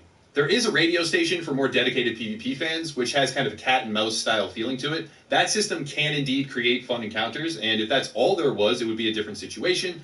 But no, the open world aspect is there too. And because of that, you will have two polar opposite groups of players. On the one hand, there will be those treating the game as a single player or friendly, cooperative, traditional Fallout experience. That's fine, but in direct opposition is the group treating the game as an open world PvP arena all the time. The open world PvP players are not able to get their fix of high tension, meaningful combat because of the punishingly severe damage decrease against players who aren't fighting back. But they can still damage them. That's a key factor. Or they can jump in front of bullets and get them to flag and then engage them. They can ambush them at the right time when they're low and finish them off, etc., etc. This can pretty quickly damage the experience of the players who just want to go through their own Fallout journey and want to play single player. These two groups have different tactics for finding enjoyment, and those tactics are almost entirely mutually exclusive. It's two sides that want different things in one space with systems designed to make both of them happy, but instead they just make them both miserable. In theory, it may seem fine, but in reality, all the systems built to offer every type of player a space to have fun just make the whole thing less fun for everyone involved. If it was entirely a single-player game, that group would have a much better overall experience. And likewise, if it was a no-holds-barred open-world PvP fest, that group would be extremely happy. and the crowd would thin down to a specific community that prefers that style of game. But no, what's happening, and what will continue to happen, is most players come in, realize how confused Fallout 76 is about its own identity, and then they leave. A common argument I've seen, and not only one applied to Fallout 76 actually, but one that's applied to any title that comes under fire, is it's not out yet, you need to calm down. But what a lot of players are missing is that a lot of the complaints about Fallout 76 can't be fixed. They're related to stone cold systems like its engine, or at the very least, they cannot be fixed anytime soon. The game is here. Anyone who tries to say that the concerns the community are voicing will be addressed soon is wrong. Changes even a fraction of the size needed to dig Fallout 76 out of its current hole take many months or even years. So the argument that because it is a beta or soon a fresh release, that all criticisms of the game are irrelevant because of that is itself an irrelevant argument. When it comes down to glitches and bugs, it's true to assume that many will be fixed sort of soon at least, or continually over time, but there are a ton of them in Fallout 76. Mostly the bugs I have found have to do with AI tactics and mostly terrain, but there are so many more it's impossible to document. If this was 6 months out before release, I wouldn't pay it as much attention, but it's not. We are so close now to the game's actual launch. This stuff is not going to get fixed, or at least most of it isn't. But don't worry, because the Atomic Shop is open, and it's functional. You can use their fully finished microtransaction shop already, and it is honestly probably the most polished thing in the game. Fallout 76, in my mind, is and will become emblematic of a Frankenstein game creation made solely to capitalize on a fanbase while roping in some new players, and earn as much money as possible while cutting as many costs as could be gotten away with. The game lacks detail, it lacks NPCs, it lacks mechanical and technical polish, its PC port is bad, and all of this may even be slightly forgiven if there was a metric dickload of content to explore. Tons of storylines to uncover and Easter eggs to find, a massive world with unique monsters, items, and much more. And to be truthful, there are some cool enemy archetypes, some cool encounters, and some cool locations, but it's not even close to what would be needed to forgive the gaping void that the game has in all its other areas. All this is not to say that the game will never get better or never be good, but the journey is going to be a long one, and it's going to tap into your wallet to see it through. It doesn't seem like the traditional Fallout fanbase has enough goodwill in the bank to tolerate that. Bethesda took a massive risk and produced something truly ambitious, though not ambitious in the right ways. Instead, it's in ways that their community likely does not and will not appreciate. Taking risks is great, so in that sense they should be sort of respected, I guess, but Bethesda has made a game that was not asked for or wanted by a large section of their core fans, and they made it badly to boot. Fallout 76 will be populated by two dwindling groups that can't coexist, and to sum it all up, Fallout 76 is complete garbage. The one thing I have heard time and time again, and I've kind of felt myself even voicing this to others, is that the game is fun if you have a group of friends. It offers a social space where good times can flow with the right people. But then, what isn't fun with the right group of friends? If the sum total of the game is that you can have fun with people you normally already have fun with, how is that really an endorsement? There are innumerable things that you could do or play with that same group of people and have far more fun than roaming the wasteland of Fallout 76. I will still cover the game on the channel, probably, and here's where I get inevitably called a hypocrite, but for those players that somehow do find love for Fallout 76 somewhere in their heart, I don't know how, I want to remain a reliable channel that provides information to them. In addition to that, it seems very conducive to different videos with tips or builds or more stuff like that, barring some sort of epic disaster. I will probably assemble my squad, make my own fun, and provide some content along the way. But that doesn't change the fact that the game is bad, and that this kind of patchwork, unfinished creation should be highlighted for what it is, and kind of raked over the coals and called out. That's going to wrap it up. If you want to support the channel, we have a lot of links like Facebook group, Discord, our own gaming forums down below. And if you do have any interest in trying out Shadow to play PC games with better graphics, better performance, while avoiding the higher initial cost of buying your own hardware or your own entire rig, make sure to use the code UEG at checkout for a hefty community discount. As always, thank you for listening. If you still want to dislike the video now, you've 100% earned the right to do it, and it's actually a meaningful dislike because you made it all the way to this point. So go ahead if you still want to. Also, drop any feedback in the comments down below, And that's it. I'll wrap it up there. Have a nice night.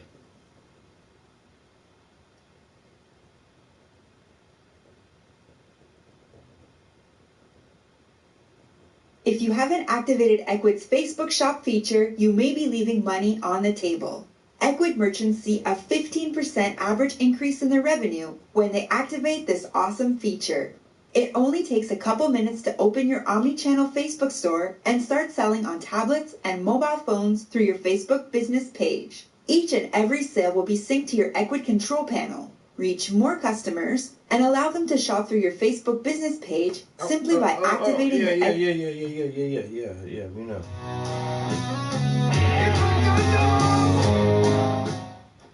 There was a time, back in the old days, of me being a console gamer, when Bethesda could do no wrong. Even when their games didn't come to the Sony platform in the form of Morrowind and such, they stayed Xbox 360 exclusives or PC. I was out in the cold with my little PlayStation. Then Fallout 3 came, and I loved it to death. I thought it was great. I thought... Got that jello.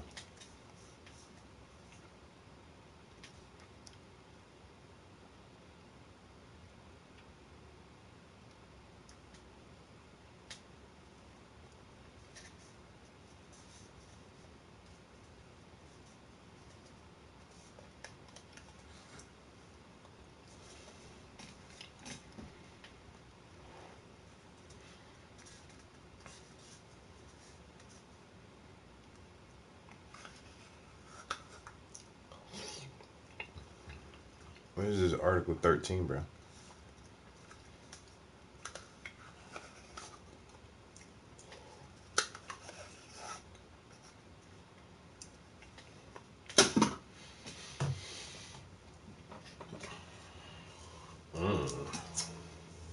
Jello.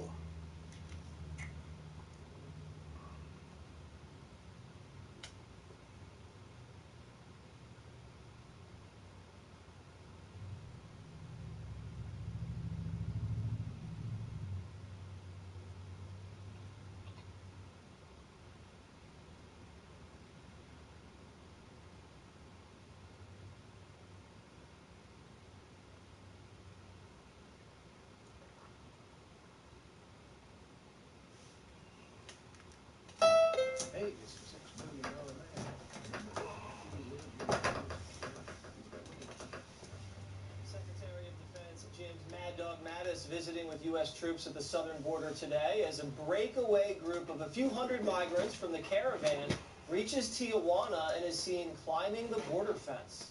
Secretary Mattis saying he's confident about securing the border as the caravan arrives.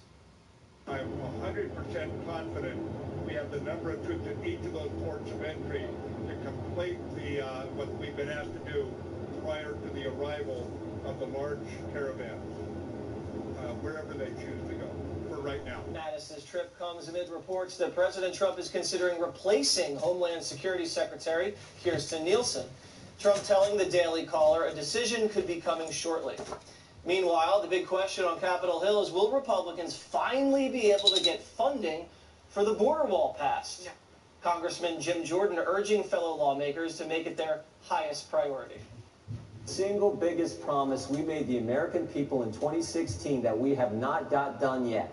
Building the border security wall and securing the border. We should be focused on that one main thing over the next several weeks as we still have a few weeks left while Republicans control all of government. We should focus on the biggest promise we made them and what they sent us here to do. And former acting ICE Director Thomas Homan is warning Democrats will try to target ICE's budget when they officially take over the House. I think they're going to look to cut the ICE budget, which means they'll fund less beds, which equals less arrests and less deportations and more catch and release. I certainly think it's going to be a struggle with the House under Democratic control because they don't want immigration enforcement. All right, so let's take a look at the caravan, or I guess some stragglers beat everybody to the punch. I guess they're the fast ones, Geraldo. I get. They made it to Tijuana, and how easy is it to climb that wall? They're sitting up on top of the wall, straddling it, they fall, then they scurry back when they see any sort of presence on the other side. It's kind of a joke, isn't it? Well, I think a new wall would be kind of a joke also, a 30-foot high multi-billion-dollar wall can be easily defeated by a $25 31-foot ladder. What I am relieved is that the demonization of this group of people. Wait, will are end you now that the saying that election's prototype doesn't prevent against ladders? I think they took that into consideration, Geraldo. Walls stop Juan and Maria. The ordinary fruit picker, the babysitter, the lawnmower. They don't stop MS-13 and the gangbangers. They tunnel under it. They fly over it. They boat around it. A wall doesn't stop the professional criminals. But it is so firmly ingrained in the American psyche now that I have withdrawn my objection to the wall. If you want to spend $25 billion to build a wall, have at it. But you mean Mexico is going to pay for it? Yeah, Americans yeah. aren't paying for it. Hold your well, that's breath big on breaking that. news from Geraldo. What do you think, Greg? I think it's a sad story because this was a politically motivated phenomenon, which paints a group of people as cheating, line cutting, taking advantage raping, murdering. Yeah, and it's not. And the fact is, it was politically motivated by activists, and they claim that they're fleeing danger for safety, but they're fleeing right through and past Mexico, which is offering them refuge. It's like driving to the second hospital you see when you're shot, not the first one. It doesn't make any sense. So that's a contradiction. But the problem here is that Americans are good people. We like immigrants. We are immigrants. But this politically motivated phenomenon triggered our sense of unfairness and line cutting. So you see people get upset about it because they feel that America is being taken advantage of. If we just, and by the way, the reason why they're getting there faster is there are buses now. So there's all these questions that nobody answered. For example, how did this start? Who started it? How are these people being fed and clothed, and where are the bathrooms? And then how can they go so far so quickly? And we're seeing now that they're using transportation. So we see that this is all an artificially created phenomenon, and everybody comes out looking the worst. And now there's going to be a big battle in the House, Kennedy. How are they going to, in the lame duck, fund the wall at all? I heard $5 million is on the table from Senator Mitch McConnell. $5 billion. That's $5 billion, excuse me. And then they're talking for you, Geraldo. And then they're talking about defunding possibly when Pelosi takes over the gavel of ICE. Yes, the Democrats have talked about that. It's really the progressive wing of the Democrat Party, because mainstream Democrats, populist Democrats from the Midwest, they really don't have a lot of interest in that because they don't have an answer for what do you do in place of ICE. And that's the problem that Republicans ran into replacing Obamacare. They really didn't have a great solution for that, and people are going to get very sick and tired of that brand of obstructionism. Republicans really couldn't do much when they had the majority in both chambers. Yeah. So how on earth are you going to create this sense of urgency just because you have a compressed timeline? And the interesting thing here is you really do have a solution. Democrats have something they want. Republicans who support the president have something they want. And if you trade dreamers for the wall, both sides really are not far off in this compromise. That's too sensible. That was I know, but that's the problem is if both sides love it, you're absolutely right about the activists on both sides. They love the entrenchment. It's one of those issues where everyone wins when a group of people caught in the middle are the losers. There was a deal on the table, and then for some reason it fell apart. Morgan, now they're also talking about getting rid of Kirstjen Nielsen. Trump allegedly, if you're going to believe the media right now, is very upset with her. She's not doing enough on the border, and he's thinking about replacing her as soon as tomorrow, we're hearing. Well, I just want to say for the record, I'm super happy that we're still talking about the caravan.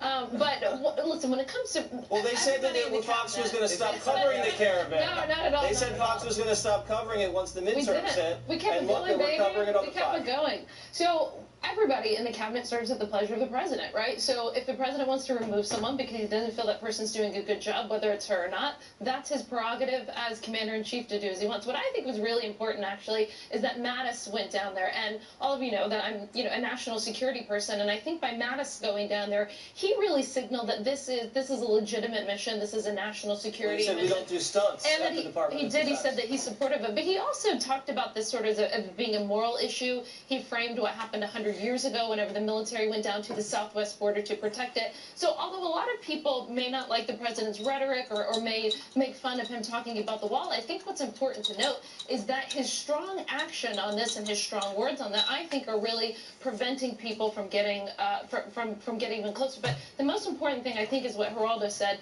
that the true people that we have to look at from a national security perspective are not the economic migrants or the refugees. The real problem are the gangs and the MS-13, and that's why you need the military, and that's why you need to beef up ICE, and that's why Mattis is down there, because this is about national security. It's not about a few poor migrants trying to get... Geraldo, I want you to respond to what Kennedy said. Do you think that the Republicans may have lost some seats in the House because they had the majorities and they didn't pay for the wall? I don't think that's what happened. I think the president and the nation suffered the double misfortune, the tragedy of the massacre in the Jewish synagogue in Pittsburgh and the bomber sending bombs out the week before the election, giving America a sense of disquiet and looking at President Trump as being less than invulnerable. He seemed shattered or rattled, is a better word. But if it's in 2020, 2 years from now, there's still no border wall funding and there's still caravans coming, that's going to hurt turnout among Republicans. I have urged the president to his face in conversations to please take the Kennedy deal, give the Dreamers a pathway to citizenship. The Democrats have already said they will fund the wall. Make them stand up. Make them do that. The elections have consequences. He's earned his wall, just as the Dreamers have earned their path to citizenship. But I have to say, you referenced something that Secretary Mattis said about 100 years ago. 150 years ago, Arizona, New Mexico, Colorado, California, and all these other states belonged to Mexico. So there's a special relationship that has to be recognized. We have 7 million unfilled jobs in this country. We have fruit and vegetables dying on the vine. I think we have to get off the dime. We have to force our political leaders, right and left, red, blue, Republican and Democrat, to fix this problem. Enough already. Enough grandstand. All right, I get it. It's important that we have people to go do these jobs. The one thing that drives me crazy about this is that whenever you are for the law and order process, whether it is for prisons, strong borders, or terror, the opposing side is always going to say that you're against a certain group of people. You're always going to be painted as mean. So if you have a strong border, you don't like brown people. If you want you're strong on terror, you're Islamophobic. If you're for a strong criminal justice system, you just want to incarcerate more blacks, which actually President Trump showed today he's not. But the point is, if you are a law and order person, the only argument that you're going to get in response is that you're just a mean bigot. And I think that really diminishes the debate. It does, because they can't argue on substance, they have to smear.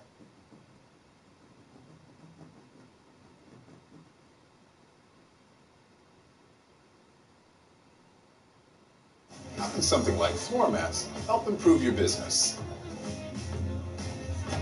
How can this give your employees more confidence to do that? For over 1 million companies.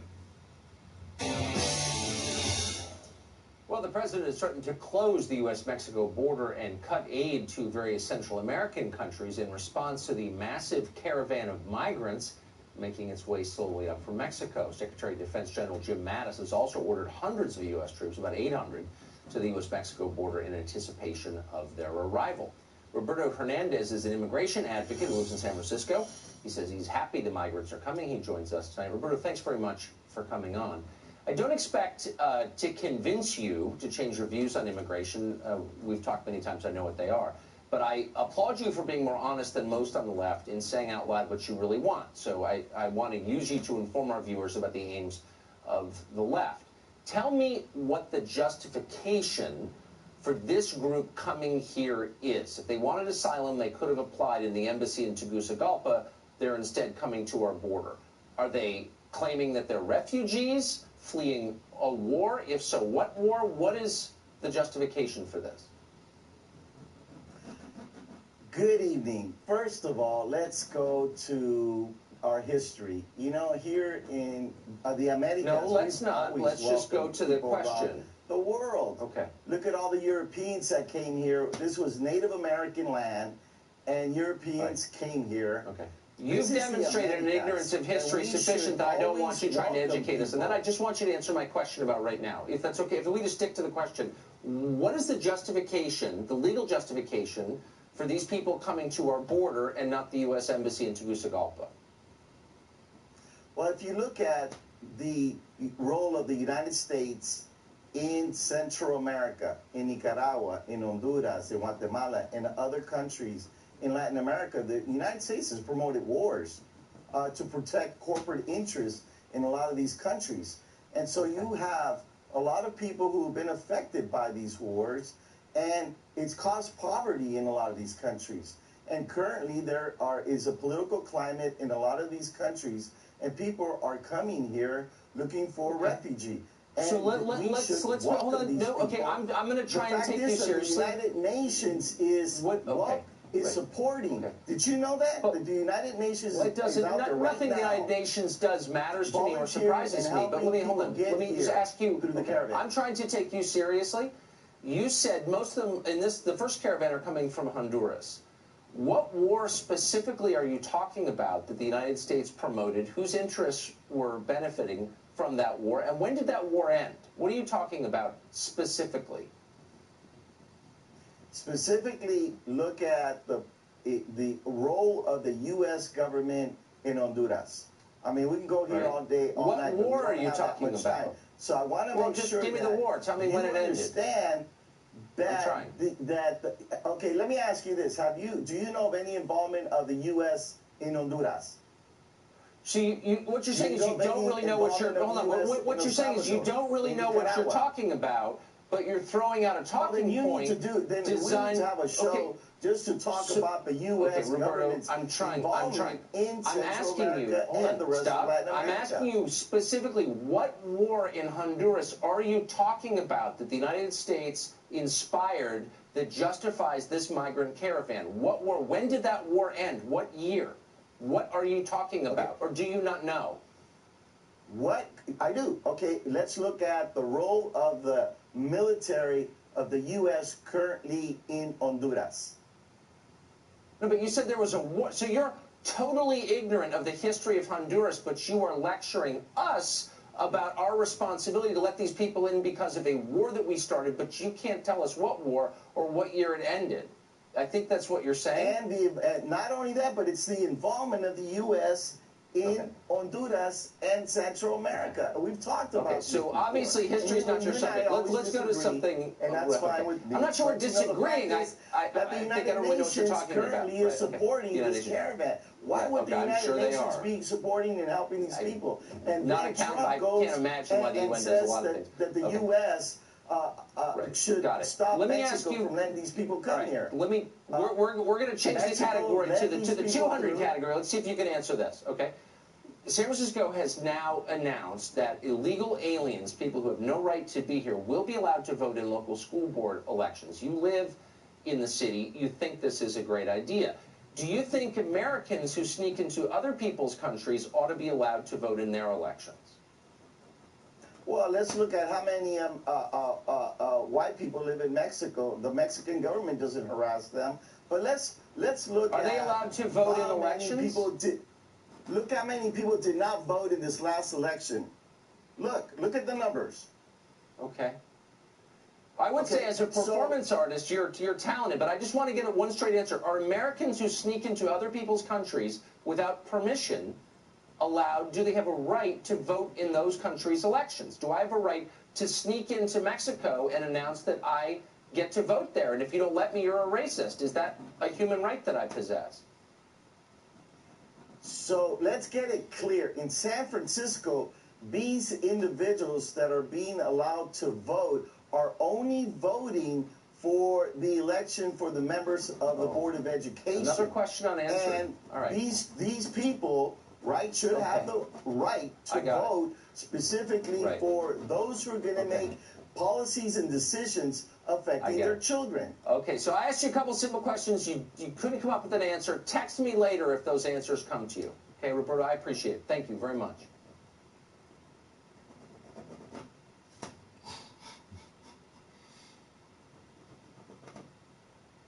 Every Everything is on sale. The Thanksgiving sale at Raymore and Flanagan. War over President Trump's immigration policies continues tonight. Juan Manuel Montes, an illegal immigrant, was deported in February. Now he's suing. He says he should have been protected by DACA. That's the federal program devised by the Obama administration that defers deportations for illegals who arrived as minors. Big twist, though. The case will be heard by Gonzalo Curiel. You'll remember he's the Mexican-American judge the president accused of bias last year. Julissa Arce was an illegal immigrant, but despite that, she eventually made it in finance here in the United States. She became a vice president at Goldman Sachs. She recently wrote a piece accusing the Trump administration of creating a deportation force that will drive out millions of immigrants. She joins us now. Julissa, thanks a lot for coming on. Thank you for having me. So you applied for a job and were accepted at Goldman Sachs and ascended in the ranks, but you were here illegally. That suggests that you used an illegal Social Security number, someone else's, a stolen Social Security number. Whose was it? I did. I used a fake Social Security number that didn't belong to anyone. It was a completely made-up number. And, you know, unfortunately, that is what young people who are incredibly driven are forced to do, given the immigration policies that we currently have. I was very fortunate to be able to become an American citizen eventually when I got married to a U.S. citizen. But for millions of people, this line that we continually talk about doesn't actually exist. There isn't a pathway for people to get documented, including the young man that you just mentioned that was deported recently. But you said you were forced to do it. My understanding is that's a felony punishable by 5 to 10 years in prison. Do you have any regrets for committing a felony to take a job? So it actually, the felony conviction you're talking about really depends on what state, and I did not commit identity theft. As I said, the social that I used was completely fake. I absolutely wish that I didn't have to do that. I wish that there had been a pathway for me to become a permanent resident and eventually a citizen. I came here when I was 11 years old, and so I absolutely wish that there had been another way, but given the circumstances that I was in, that really was my only choice and my only option, and I did the best that I could with the circumstances that I had, and as you said, I became a vice president at Goldman Sachs and later became a director at Merrill Lynch. Right, so you had no choice but to work at Goldman Sachs. I guess it sounds to me like, and congratulations on your success in this country, I think you'd be a little more grateful for the opportunities the country offered you. It sounds like you're blaming the country for laws that you don't like. You're saying with a straight face you had to violate our laws because they were unjust laws. Why did you have to violate our laws? No, I think what I'm saying is that there are laws that are unjust, but I'm not blaming anybody for the circumstances that I was in. I'm incredibly grateful to this country, which is why I became an American citizen, and that was one of the best days of my life to finally be recognized by a country that I have called home since I was 11 years old. So I'm incredibly grateful for that opportunity, and so now what I'm doing is trying to make that opportunity available to more people who come here to work really hard and to give of their talents to make this country the country that it is, a great, beautiful country, which is why I live here and I'm an American citizen now. Right, and again, it's worked out great for you, as it does for a lot of immigrants, and I admire their work ethic and their drive, and I also sympathize with them wanting to leave the countries a lot of them are fleeing from, but I also think Americans ought to have a voice in this. And I also found your characterization, frankly, of the president's proposed border wall as, quote, a symbol of hate, as not an indication of gratitude. It suggests that you don't think America has a right to protect its borders. And that seems a very odd attitude for someone who's benefited so much from your adopted country. No, not at all. I don't think that makes me ungrateful. I think that makes me a citizen of the country who also gets to have a voice. And my voice might be different than your voice, but we both get to voice our opinion. But I'm not. Of course, I'm not challenging your right to say what you think, and I would defend it literally. However, I don't understand why a country's desire to protect its border is an expression of hate. Well, what because does that mean? I think that the point that I'm trying to make is that the wall is not the best way to protect our borders. Listen, I live here. I want this country to be safe. My children are going to grow up in America as American citizens born here. And so I absolutely want our country to be safe. But building a wall that is going to cost, by the way, billions of dollars of American taxpayers, my tax dollars are going to go I'm sorry. to build a wall. You know what? I don't have that any at the end of patience the for that day argument because I don't think it's. that isn't going to it isn't going to protect us. Okay. How is a wall going to So you're protect? saying Which it's part too is not a real expensive. argument? You're saying the wall is too expensive, but you know that's not actually what you said. You said it's an expression of hate, and I just want to get to the bottom of that. Why is it hateful to want to build a wall? A lot of Americans do, the majority in some surveys. Why is that related to hate? It is a hateful symbol. It is a symbol of hate against immigrants. It is a symbol of hate against Mexican immigrants, which, you know, the president, Mr. Trump ran his campaign on. So I do still view the. But why is it a symbol of hate? Well, hold on. Why is it? I just want to get to the bottom of this because you're throwing around language that has an effect on people's attitudes, and it's pretty heavy duty because it presumes motives that you can't know. You don't know that people who support the wall hate Mexican immigrants. A lot of people coming across the border are not from Mexico, as you know. They're Central Americans. Is it legitimate? Is it morally legitimate for an American to say, I want control of who comes into my country, and we don't have that, and so a wall will reestablish that control? For you to denounce that as hate seems a little much. And I would absolutely welcome a conversation about how do we create a system by which people can come here legally that will benefit Americans, that will increase tax revenue, that will increase economic activity. So we should have that conversation. We're having that conversation now, and you're not answering, with respect, you're not answering my question. System. You're not answering the key question here. But let's get to another question. I am answering the question. The question why is it a symbol of hate for people to disagree with you on the wall? As a Mexican immigrant, I can have an opinion that wall, to me, symbolizes a symbol I'm merely of hate. asking you to explain your opinion. I'm not challenging your right to have one. I think you have a right to have any opinion you want. But I think I have a right to ask you what you're talking about, and you can't explain it. So let's move on to the next question, which is really simple. How many people should we allow into this country illegally every year? Let's be precise, since you do this for a living. How many people should we allow in illegally every year?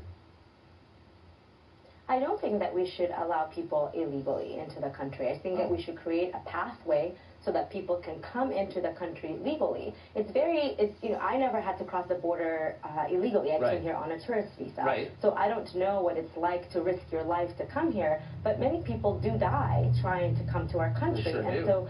And so I want to have a way so that people who want to come work in this country can come work in this country legally. Okay, how many? Well, there are 320 million people in the country. Again, you do this for a living. This is not something that you haven't thought about, presumably. How many people should we let in every year? We let in about 1.5 million legally. What should that number be? And we're interested in the answer. I certainly am. What is it? Yeah, I think that we have to have a deeper conversation to come up with a number that makes sense. But, you know, the number right now, for example, when we talk about high-skilled worker visas, HB1 visas, we only have 85,000 visas that we give out every year through a lottery, and that number hasn't changed in decades. Right? We haven't looked at our immigration system, both the legal immigration system and how do we create a pathway to citizenship for the people here undocumented. Look, I'm trying to be respectful, and I do respect your achievements, and I think you're clearly a talented person. But I think if you advocate for policy changes, you ought to be able to define what they are and then defend them. And you can't. And many other people in your position can't. And I just want specifics. That's it. I'm not trying to be mean, but you can't provide them, and I'm disappointed. I'm sorry, we're out of time. No, I can provide you with the specifics. Yeah, I've asked you 5 times. Like, what's the number? And we'll just hold it real quickly. How many people should we let in every year? Yeah, what's the ideal number of legal immigrants, either through H-1B programs or through various other programs? We have to bring people illegally. How many should we bring in a year? That's a real question. That cap of 85,000 visas should at least be double to that number to meet the demands of our country and of our economy. Okay.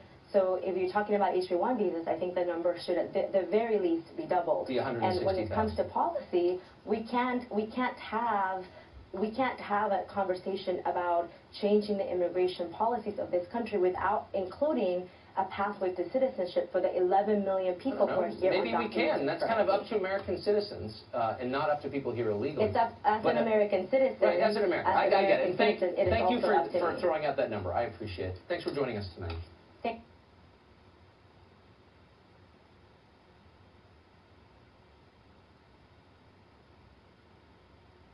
Enrique Morones is the founder of Border Angels, a pro-immigration group, and he joins us. Enrique, thanks for coming on. So I understand that you're for more immigration into the country, but I can't imagine you would support people walking across Mexico and just showing up, expecting to be let in. If that were to happen a lot, we would no longer be a country. So what should we do with these people? Well, Mexico is not a hostile nation like you mentioned earlier. Of course and it the is. people that are coming from, no, of course it isn't. And the fact that these people that are coming from Central America is the same thing that's been going on since Reagan interfered in the Central American policies in the late 70s and 80s. These are people that are escaping violence, escaping hunger.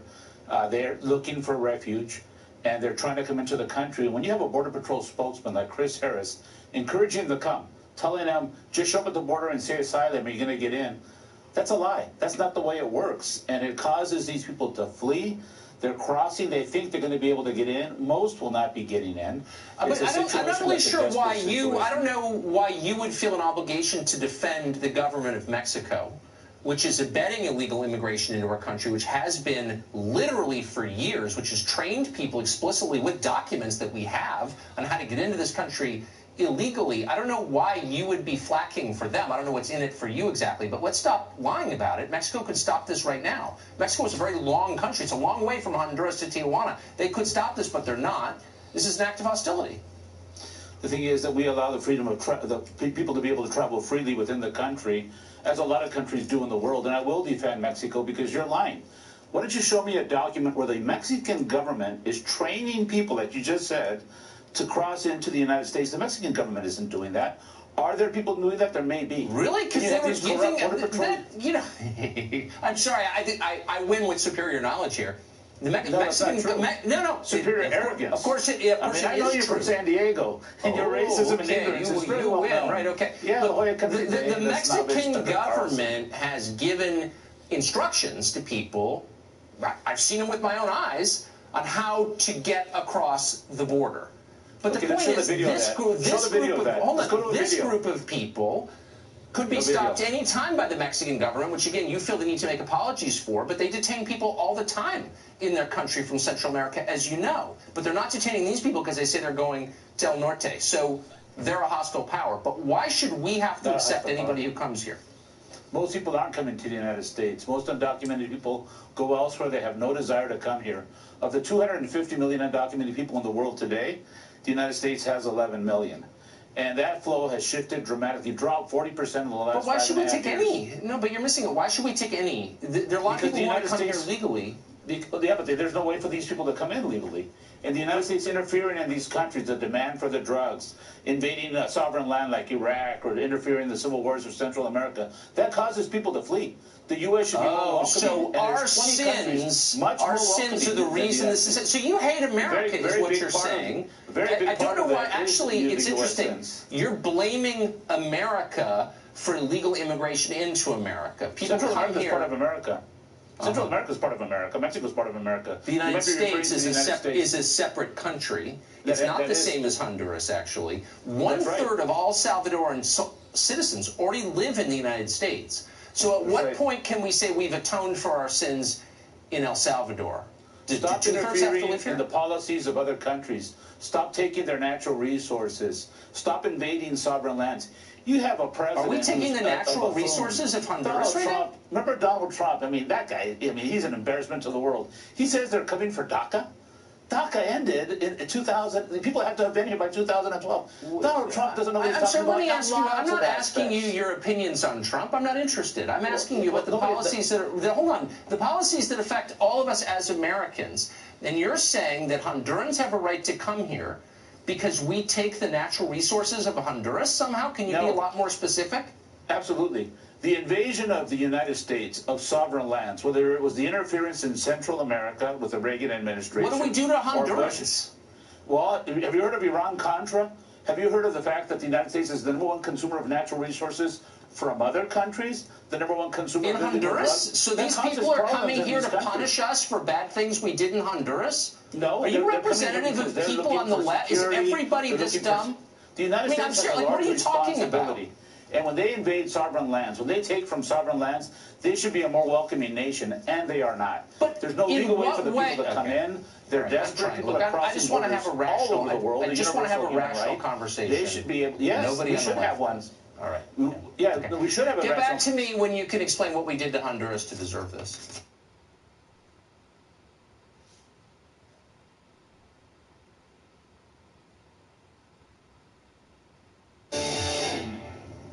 Good evening and welcome to Tucker Carlson Tonight. We want to tell you about an op-ed that ran in the New York Times over the weekend you might not have seen.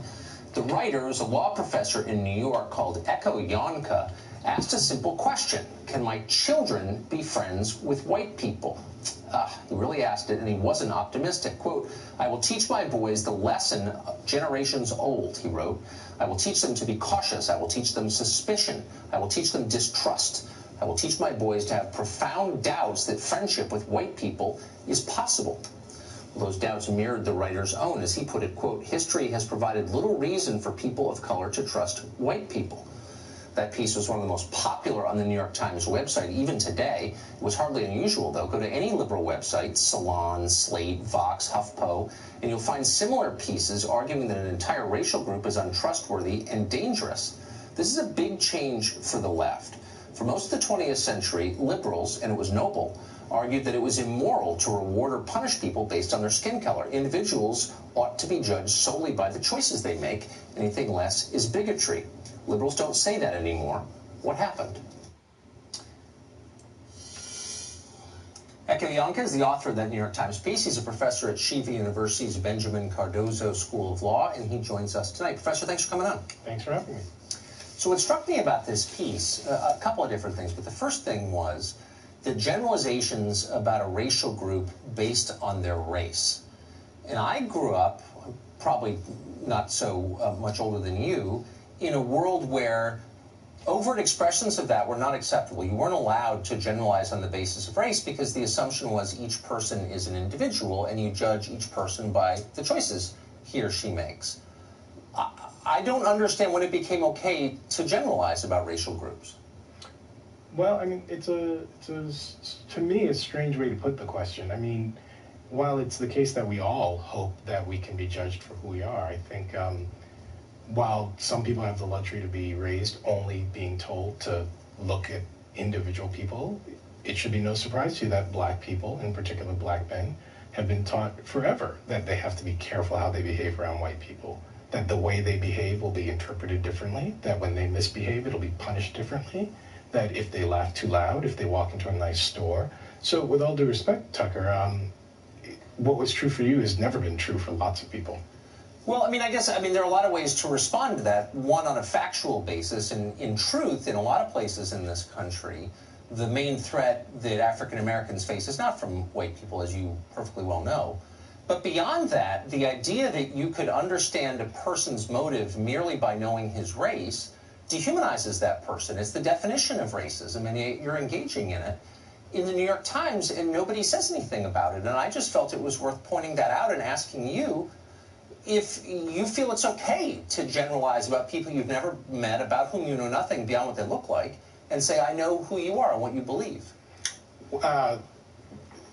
So I first want to respond to the first comment. I think is ought not be let lie. While it's true that, of course, people of color face threats from other people of color, it's also true that white people face the overwhelming threat from white people. That is, right. People face threats from who they live beside. So I find exactly.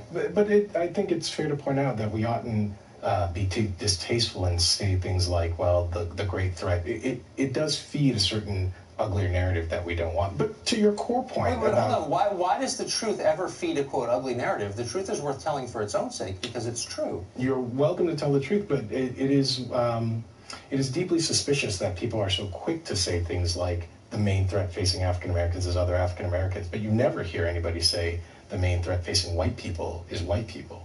Right, so there is no phrase white on white crime. I don't know. I mean, people say that. I mean, I guess the point is you don't face a threat from an entire racial group. You face a threat from individuals who've made individual choices. Well, we should turn to that. But just in closing, I should say we should be honest and not pretend that there is a phrase like white on white violence, right? That phrase doesn't exist for very particular reasons. We can invent it here. But I guess the point I'm making is that you should never generalize about people on the basis of their skin color because it reduces them to the sum total of their skin.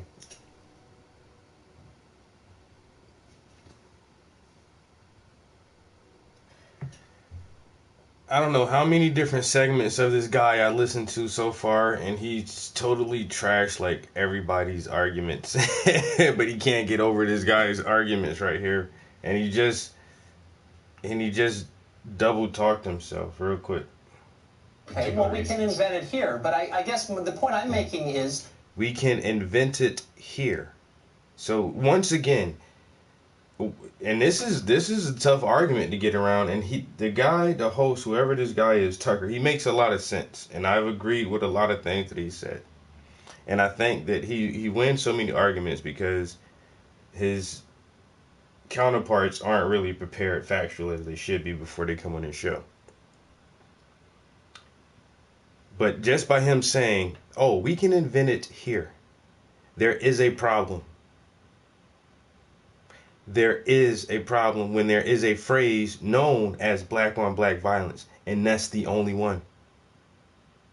That's the only one.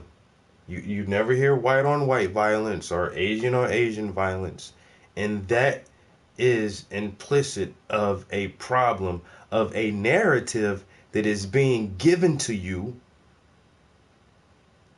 It's a prediction. Black on black violence is a prediction. And the society makes the predictions true. They create situations and instances that will develop and create their predictions.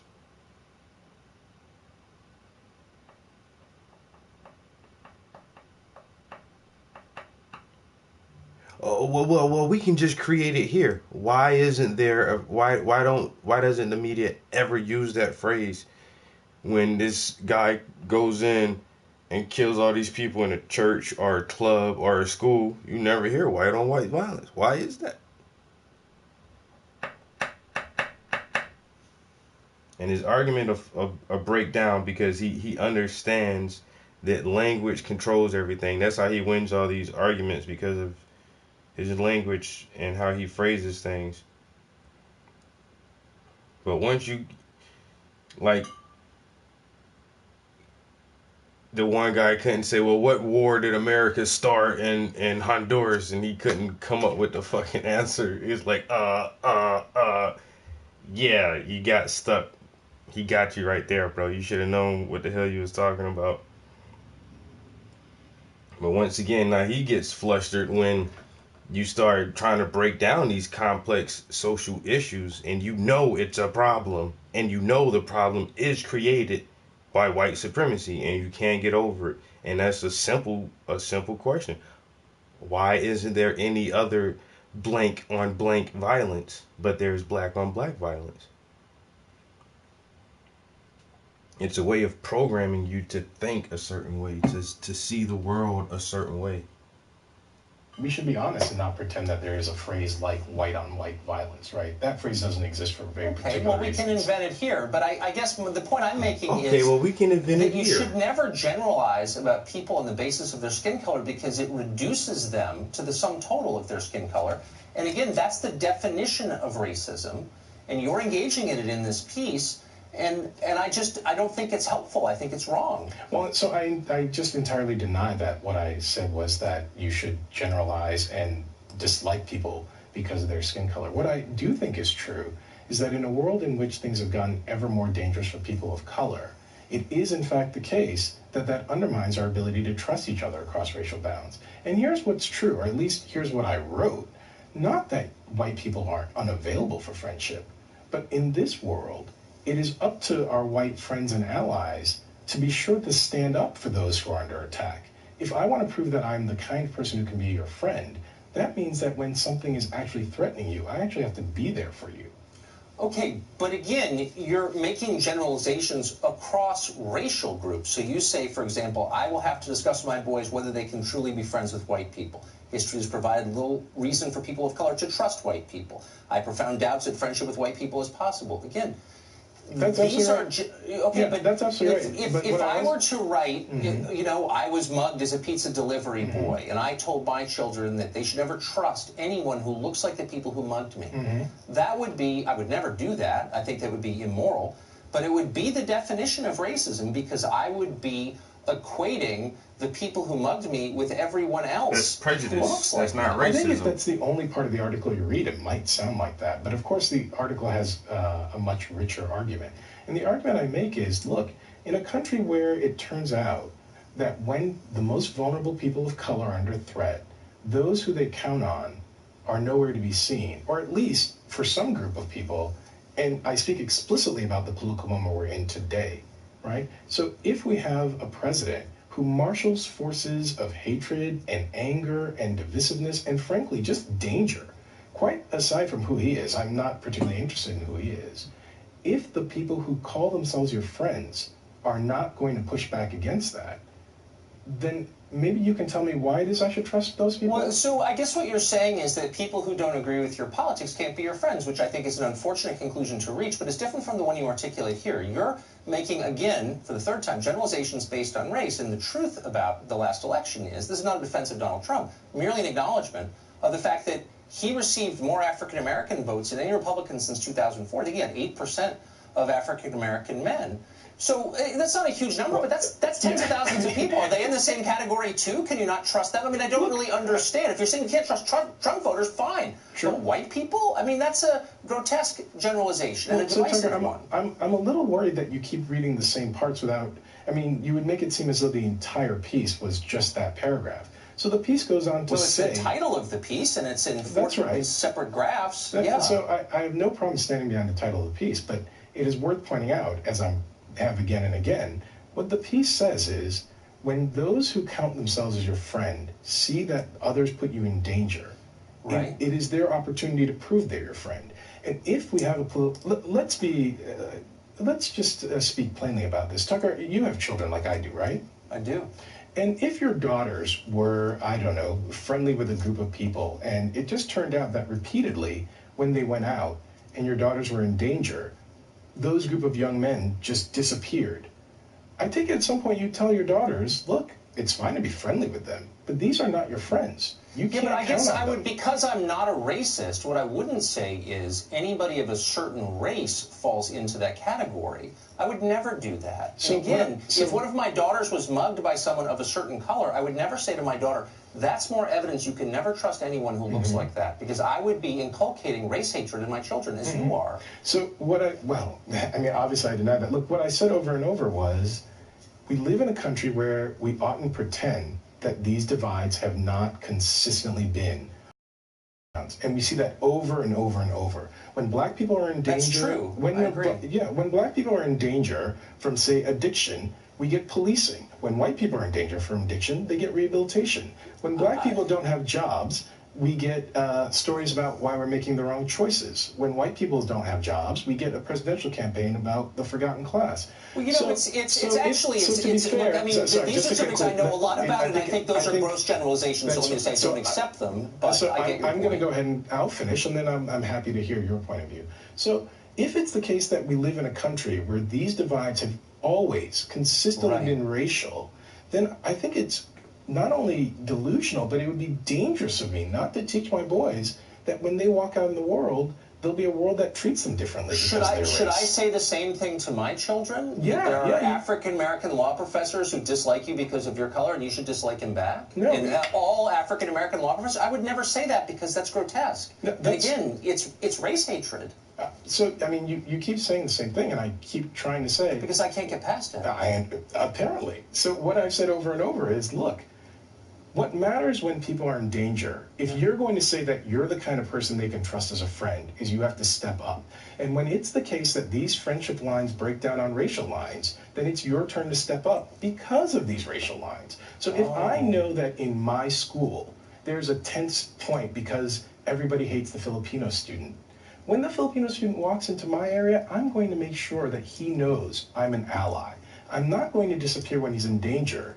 And then, placate myself by saying I'm his friend. I can't. No, but you can't have it both ways. Agree. No, but I agree with you. It's when you implicate people you don't know simply because of how they look.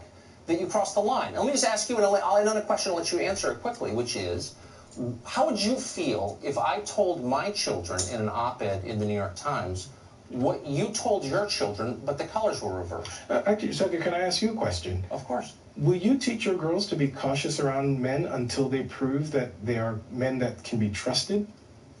Men, but not men of a certain race, because I don't think that the races are as different as you think they are. You think one is good and one is evil. That's what you said in your piece. I didn't at all say that in the piece, and if you can cite that, I'd be very happy to see it. But well, you said you can't trust them. I did say it. No, I did say that, and I think in the same way. We're making headway, but I'm going to give you. I asked you a question. Can you answer it? How would you feel if I wrote that piece? No, forgive me. You asked me a question, and I returned the question, so I want to conclude on that. Look, in the same way that you will teach your daughters to be careful around men until they prove that they can be gentlemen, if somebody said, "Oh my God, that's outrageous, Tucker Carlson is teaching his daughters that men are evil," that would be laughable. You're conflating sex with race. Forgive me. No, you forgive me, because we acknowledge differences between the sexes, but not significant ones between the races. And so that's sophism, what you're doing. I don't think it's sophism at all. I find it remarkable that you can live in the America we live in and pretend that we oughtn't see that racial lines are equally divisive. That's not what I was saying. I said, would you be okay with me writing this piece to my children if the races were reversed? Because the facts are different, Tucker. Okay. Listen, because one goes bad, one's good. All right, got it. That's absurd. It's written for your daughters every day. You don't have to write it in an op-ed. It's written in their education, in their media, in their TV shows, and everywhere. It's be cautious of black people. Should I teach my kids that? The world is You don't taught teach them your that. daughters to be cautious until they can be sure that the men around them are trustworthy? That's not what the conversation is about. It's not about sex. It's about race. Right. No, I don't teach them that there are dramatic differences between the races. So to be sure, it's fine for you to care for your daughters and make sure that they're healthy and well. But if I care for my sons in the same way... That is sophism, ladies and gentlemen. We're out of time. Thank you, Professor. I appreciate it. You're coming on and explaining that. Thank you. Who is this guy? I like this guy. Did this renowned mathematician buy his car at drive time using the smartest online tools? No. He was almost a genius. Intelligent.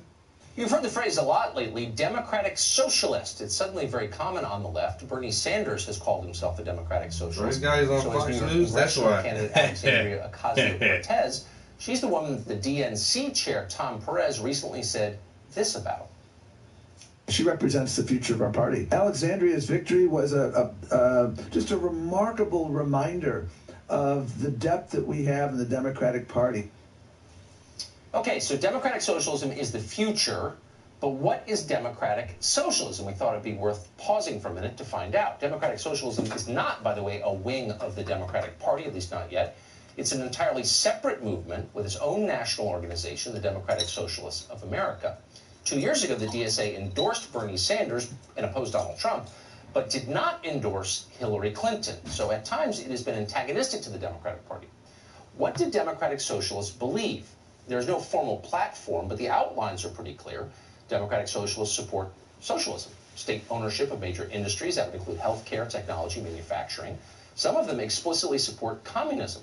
The co-chair of Portland, Oregon's chapter of the DSA recently tweeted this, quote, "As a DSA chapter co-chair, I just want to set the record straight for a minute. Communism is good."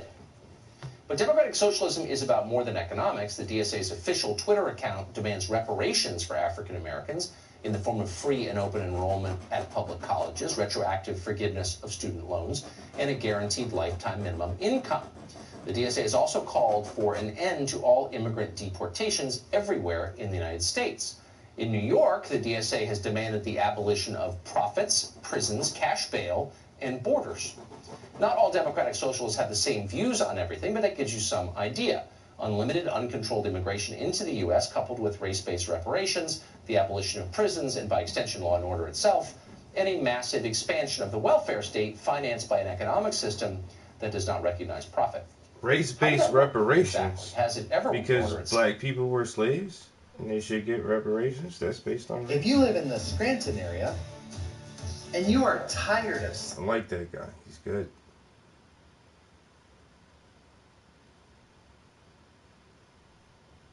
Women, you don't creepy.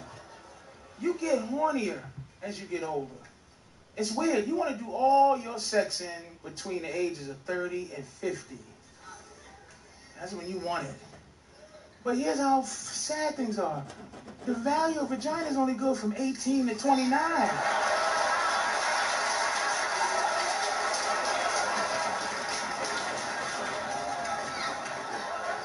Pussy get old like bread, not like wine. I don't want the waiter to bring me a vintage glass of twat. You be like, would you like a 62 stinky vagina from the funk region? You be like, ugh, nigga, you ain't got a better year than that. You ain't got an 89 down there? Give me an 89. I don't care what it is. Water, just 89. I'm not saying you're not sexy if you 40 or whatever. You're beautiful, whatever. I'm just saying 20 is just 20. 20. Who's 20 now? How old are you? Older than 20? I hear it in your voice. You sound like you chew cigarettes. She's just like. As you are, you can hear it. Because women who are not 20, did you see what happened? She raised her hand fast. 20! Yay!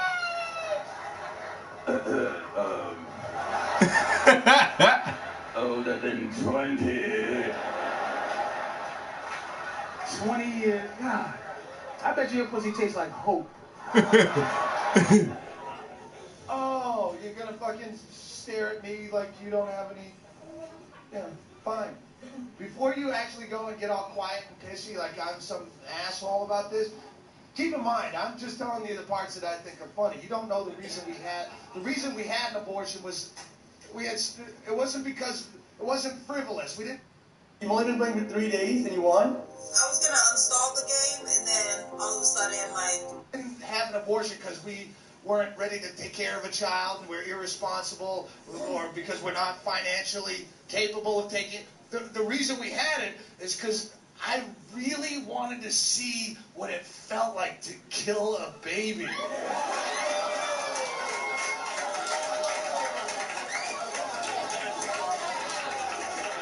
I just didn't want you to judge. Who are safer drivers, men or women? Well, according to a new survey, 55% of adults feel that women are most responsible for minor fender benders, while 78% blame men for most fatal crashes. Please note that the percentage in these pie graphs do not add up to 100% because the math was done by a woman.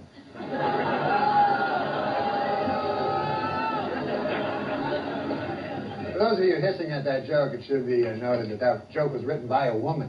So, now you don't know what the hell to do. No, I'm just kidding. We don't hire women. 1991, after we bankrupted the Soviet Union and it broke up, basically we experienced the greatest amount of growth any nation's ever experienced in the history of the world. Why? Because white, black, and brown were finally working together. Okay? And all that changed on a Tuesday morning in 2001 when Arabs flew airplanes into buildings, and boom, we had a brand new race war. We had white, black, and brown versus a new kind of brown, okay? And that's where we're at now, okay? The Muslim is gonna get you. The Muslim is gonna get you. The Muslim is gonna get you tonight. Allah, Allah. Allah, Allah. That's the new boogeyman. Whatever you do, don't look in a mirror and say Muslim 3 times. One of them unibrow sons of bitches will show up right behind you with a big-ass turbine, beard, genie bottle in one hand, magic carpet in the other, dynamite belt. Last thing you'll smell is couscous, camel hump, and diesel fuel. Boom! Then he blows you up. Nuh-uh. Because the Muslim is gonna get you. The Muslim is gonna get you. The Muslim is gonna get you tonight. Allah, Allah. Allah, Allah. 99% of women kiss with their eyes closed, which is why it's so difficult to identify a rapist.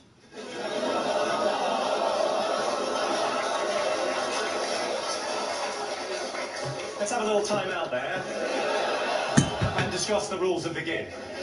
And you know, another thing people often say is, you know, why do we, in this country, why do we allow so many of our innocent kids to be shot to death? Why do we allow that as a country? You know, why do, well, not us, God. Why does God, we have no control over the situation at all, it's all in God's hands. Why does God allow so many of our innocent kids to be shot to death? And, you know, I mean, I know he has mysterious ways, y'all, but what is he thinking? What are you thinking, God? Taking on, I'm not questioning you, because I know you have your mysterious ways, and you are omnipotent and all wise, but it just seems like you're taking an awful lot of our children. What is the thinking behind it? wow.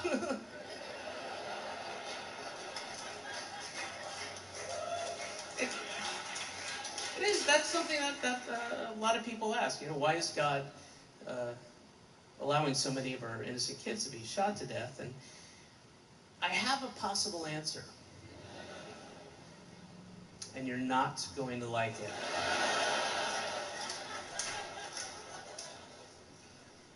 But maybe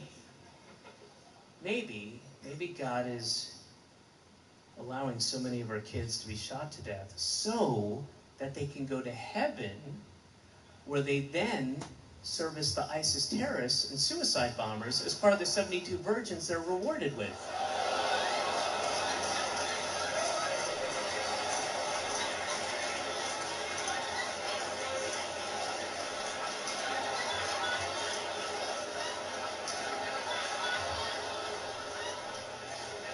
Father, sitting at home, just reading the newspaper. This little girl comes running in. She's only 6. Hello, darling. Hello, Daddy. You've been playing? Yeah. In the park? Yeah. With your friends? Well, until the man came along. Till the man came along? Yeah, a man came along, and he asked my friends to leave, so it was just me and him. Darling, come over. Oh. Whatever happened, none of it was your fault, okay, darling? None of it was your fault. But tell Daddy every detail. What happened? He took me behind a tree so no one could see what we were doing.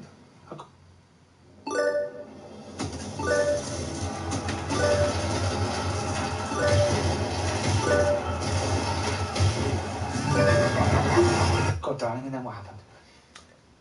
You're not a Tucker fan? You seem alright. You just gotta know your shit when you go on this show. That motherfucker, he ready for the debate now. Yes, sir. Don't go out there if you don't know your stuff. Cause Tucker gonna get you. He took my dress off. Oh, God. What happened next? What happened? He took his thing out. Oh, God, darling, and then what happened? Nothing, that was it. Oh, we'll make something up. I would love to be gay. I'll tell you why, because I'm a man's man. I like men. Men like me. We like each other. I hate women. Women hate me. We hate each other. The only reason I couldn't be gay is because I could never fuck a man. Because I could never fuck something that I respect. Okay. Why can't a soldier look wistfully across the ocean? Why can't a soldier look wistfully across the ocean? Because there's no gaze in the military.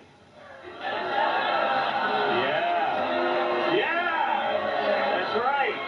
Yeah, eat that. Yeah. That's right. Yeah. Okay.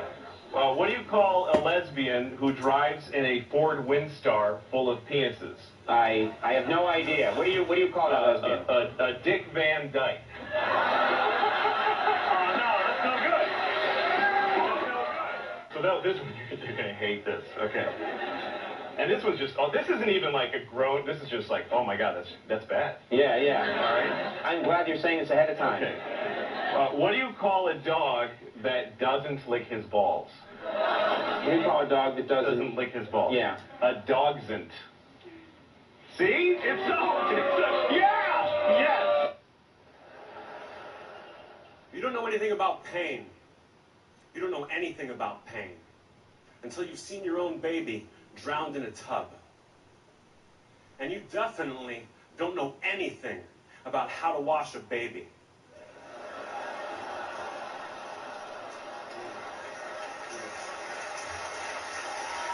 Yeah. Now,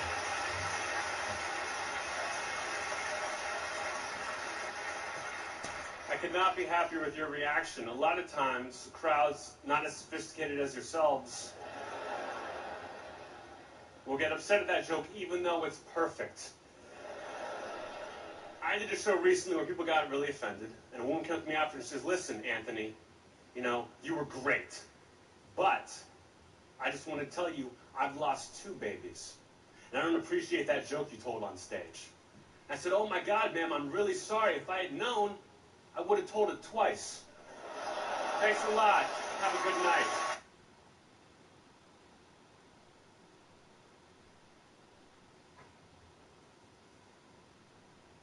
What level did you get to as far as basketball goes? Did you play high school basketball? Okay, we being honest? Like, because you can find footage, so I don't know how far I can lie. Okay. All right, listen, I played high school basketball. I played 4 years of varsity, but it wasn't easy, okay? I wanted to play real bad. This is all I wanted to do. My mom, she didn't want me to try out because my school was like 2 hours from our house. We had to catch public transportation. And the tryouts for the basketball team was at 6 a.m. This is a true story. And my mom was like, you're not leaving our house at 4 a.m. to go try out for a basketball team. There's all types of crazy people out here. I'm not sending my son on public transportation at that time. I was like, Mom, but this is the tryouts. Like, I want to be on the team. It's the only way I can get to be on the team. She's like, no, not going to happen. So, because I'm such a genius, I decided to take all the clocks in the house and set all of the clocks forward. So when it was, I set it forward, man. So like, when it was really 4 a.m., I set the clocks to say 6 a.m. That's what time I was leaving. So, like, I woke my mom up and everything, like it was time for work. I gotta get up. She's like, it's still dark out. What's going on today? I don't know. We gotta get up out of here.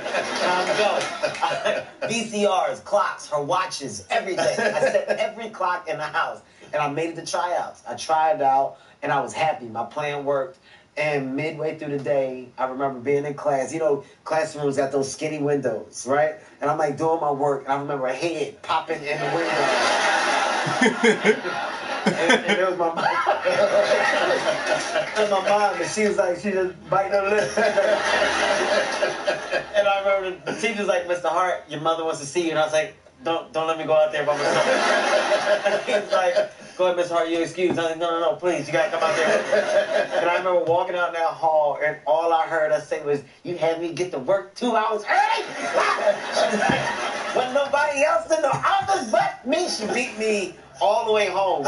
Every bus we got on, she had me on the bus with nobody else on the bus. The train. I think I got whooped. I may have gotten whooped for 3.5 hours straight. And there was nothing I could say. And I was happy because I made the team. And she was like, oh, you made the team? I made the team. And so Yes. Yeah, my dog died recently. I had to tell the kids that the dog is dead. That's a tough thing, telling your kids that the dog died. You got to tell them at some point. You can't just keep going, where? No, where you go? Oh, there he goes. That little scamp again. Go get him. Told my kids the dog died, and we dealt with it. And I was proud of them how they expressed their feelings about it. They cried. I was proud of them how they dealt with their feelings and what they said about it and how they processed it. And I realized this was a positive thing. That's how you start thinking as a parent. A lot of things you don't think of would be positive really are because a dog dying is an opportunity to deal with death with your kids. It's like a dry run for grandma. It is. It is. Dog dies, you talk about it, you deal with it. Later on you go, so you know all that stuff we talked about the dog? Yes, so grandma now.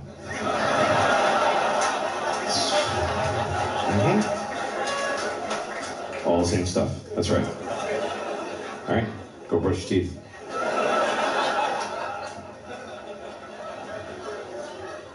I had a dog when I was a kid, and he hated me. And it really hurt. It's a true story. My dog hated me. And I wanted a dog so bad. I was like 10 years old. I used to beg my mother for a dog. And she just would say, like, you had one when you were a baby and it died. It's fine. But finally she said, you can have a dog if you keep your room clean for a month.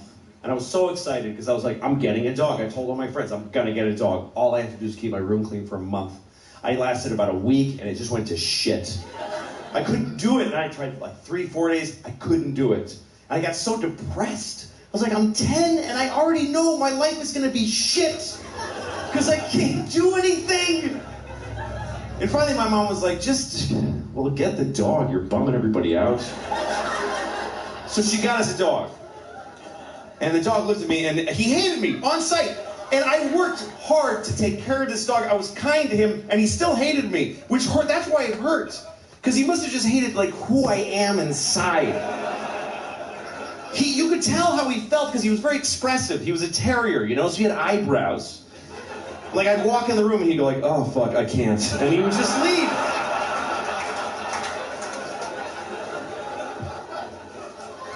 I would take him for a walk and I had to use a leash and I didn't want to use a leash. I want to be one of those cool guys with a dog that just comes along. You know, those guys always got like a suede jacket with patches in it and like scratchy hair. And he's like, yeah. He gets in his old pickup and he's like, come on, dog. He goes like, you know those guys that can whistle, that cool whistle? Whatever. And the dog jumps in the back and they both get laid somewhere because they're both so cool. That's what I wanted.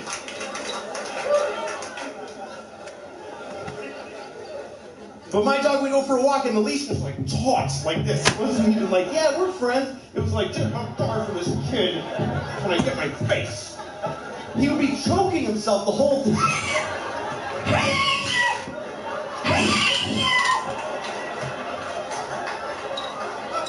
And if I ever like slipped and dropped the leash, he was like, I'm not your dog. He would just run. He would run like a slave. He would just take off.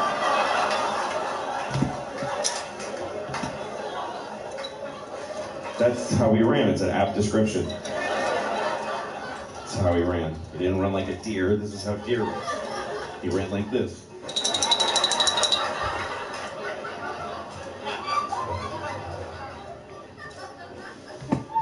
He ran away so many times, and then we get a call from the pound. Hi, we have your dog. You could hear my dog in the background like, don't. Seriously? I told you I don't want. What I feel real bad for is Indians. Everybody feels bad for Indians. They get dogged openly because everybody thinks they're dead. These motherfuckers are not all dead, all right? I've seen, with my own eyes, I've seen a gathering of 1,500 Native Americans. They were all gathered in one place. The place is called Walmart in New Mexico. Was Indians ever? I'd never seen Indians before. I wasn't even sure if they were Indians. It's fucked up, but I asked one. It's not nice, but I seen them in the sports section looking at bows and arrows. I had to say something. Excuse me. I don't mean to be rude. Are you an Indian? And he was cool. Yes. Yes, I'm Indian. Still didn't believe me. I had to test him to be sure. This is fucked up. But I had a gum wrapper in my pocket, so I balled that shit up and I threw it on the floor. And a single tear came out of his eye. I said, oh shit. I had so many questions. So what tribe are you from? I am a Navajo. I said, word. I studied you in social studies. You're a hunter-gatherer, correct? He said, I guess so. That's what you wish to call it. I said, why? What do you call it? He said, I am an alcoholic.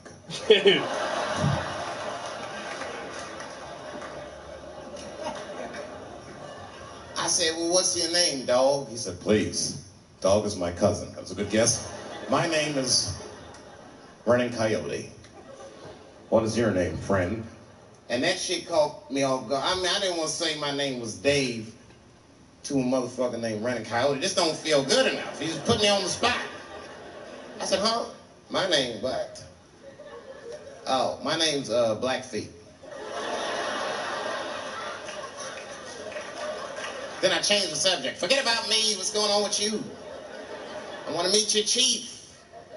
Why don't me, you, and your chief and your friends get together tonight? We could have a real live peace pipe smoking ritual. We need to celebrate, nigga. I thought you were dead. And he set it up. It was beautiful. It was just like I dreamed. We was all sitting around. Indians was beating the drum.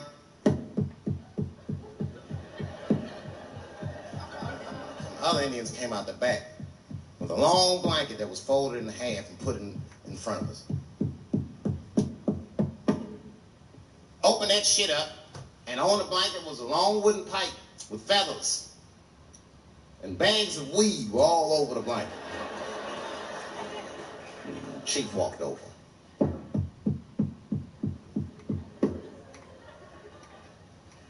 The big ones are 50. The little ones are 25.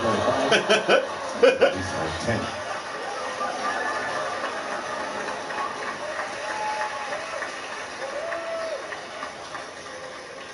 Man, those Indians got high as shit. I was baked. I told the chief, he was talking, I cut him off. Time out, chief. Sorry to interrupt. Fucking smash, man. The weed's too strong. I'm itching. This is PCP. The spirits have got me. Chief, the spirits have got me. And the chief threw some water in my face. Calm down, Blackface. Splash.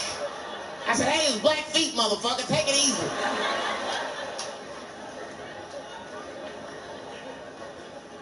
Blackfeet, you're welcome to stay amongst me and my tribe for the night until the spirits leave you. And they gave me my own teepee to sleep in, which sounds nice. I personally felt like it was a little fucked up, you know, because they all had houses, man. It's like, why can't I sleep with y'all in the house and watch TV? Like, I can't be on this grass all night. I once did another show that was similar to this show. I went to say was Lopez tonight. Yeah. Anyway, so it doesn't exist anymore, so who cares?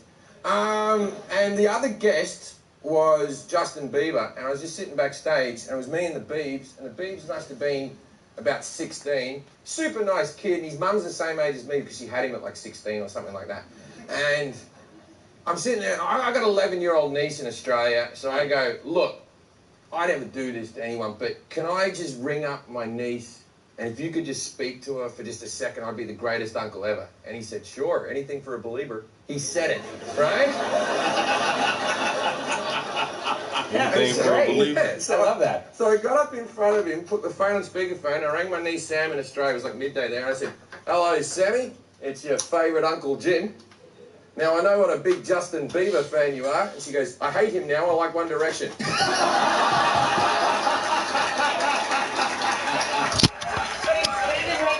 He can hear the whole thing. And I was like, well, he really wants to talk to you.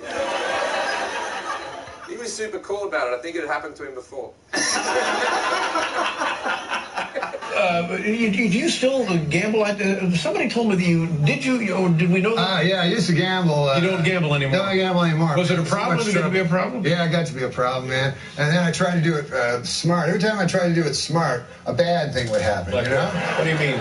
Well, one time I was trying to handicap baseball, you know, which you can actually beat baseball if you handicap it properly. So I was trying to handicap, and I figured it out for like 3 hours, and I went down to the book in Mirage, the sports book, went up to the fella, you know, and there was a guy beside me, fat guy, you know, and he was dressed like real rich, you know, and he opened a big attaché case filled with $10,000 chips, pulls out like $750,000, and he's going to bet on this boxer, you know, a fighter, you know? Yeah. And it was a 4-to-1 underdog. So I said, I'm not going to bet my baseball bet. I'll just bet on this 4-to-1 underdog, you know? Yeah, because this guy must know something. He's probably in the mafia. Mm-hmm.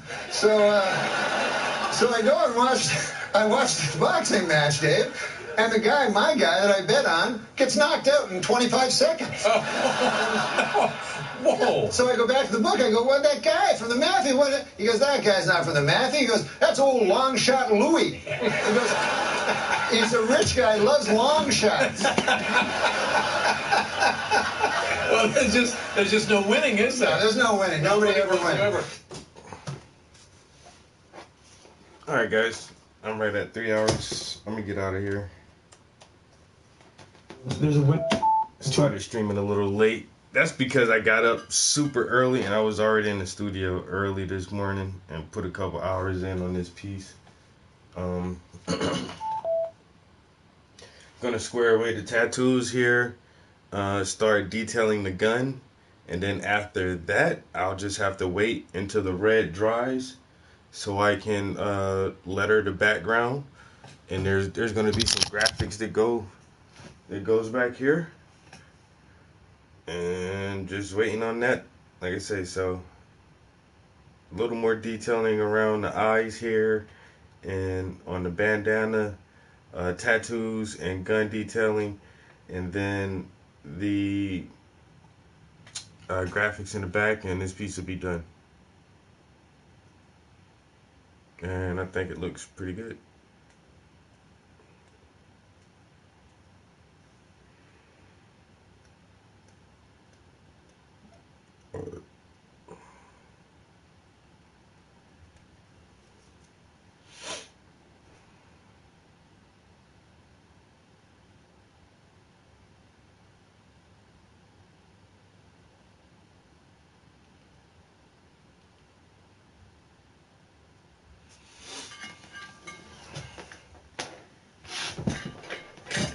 Just make sure I turn everything off. Alright guys, I'm gonna go get on the game for a minute. I'll probably stream some Red Dead for a couple hours if you guys want to check that out. Peace.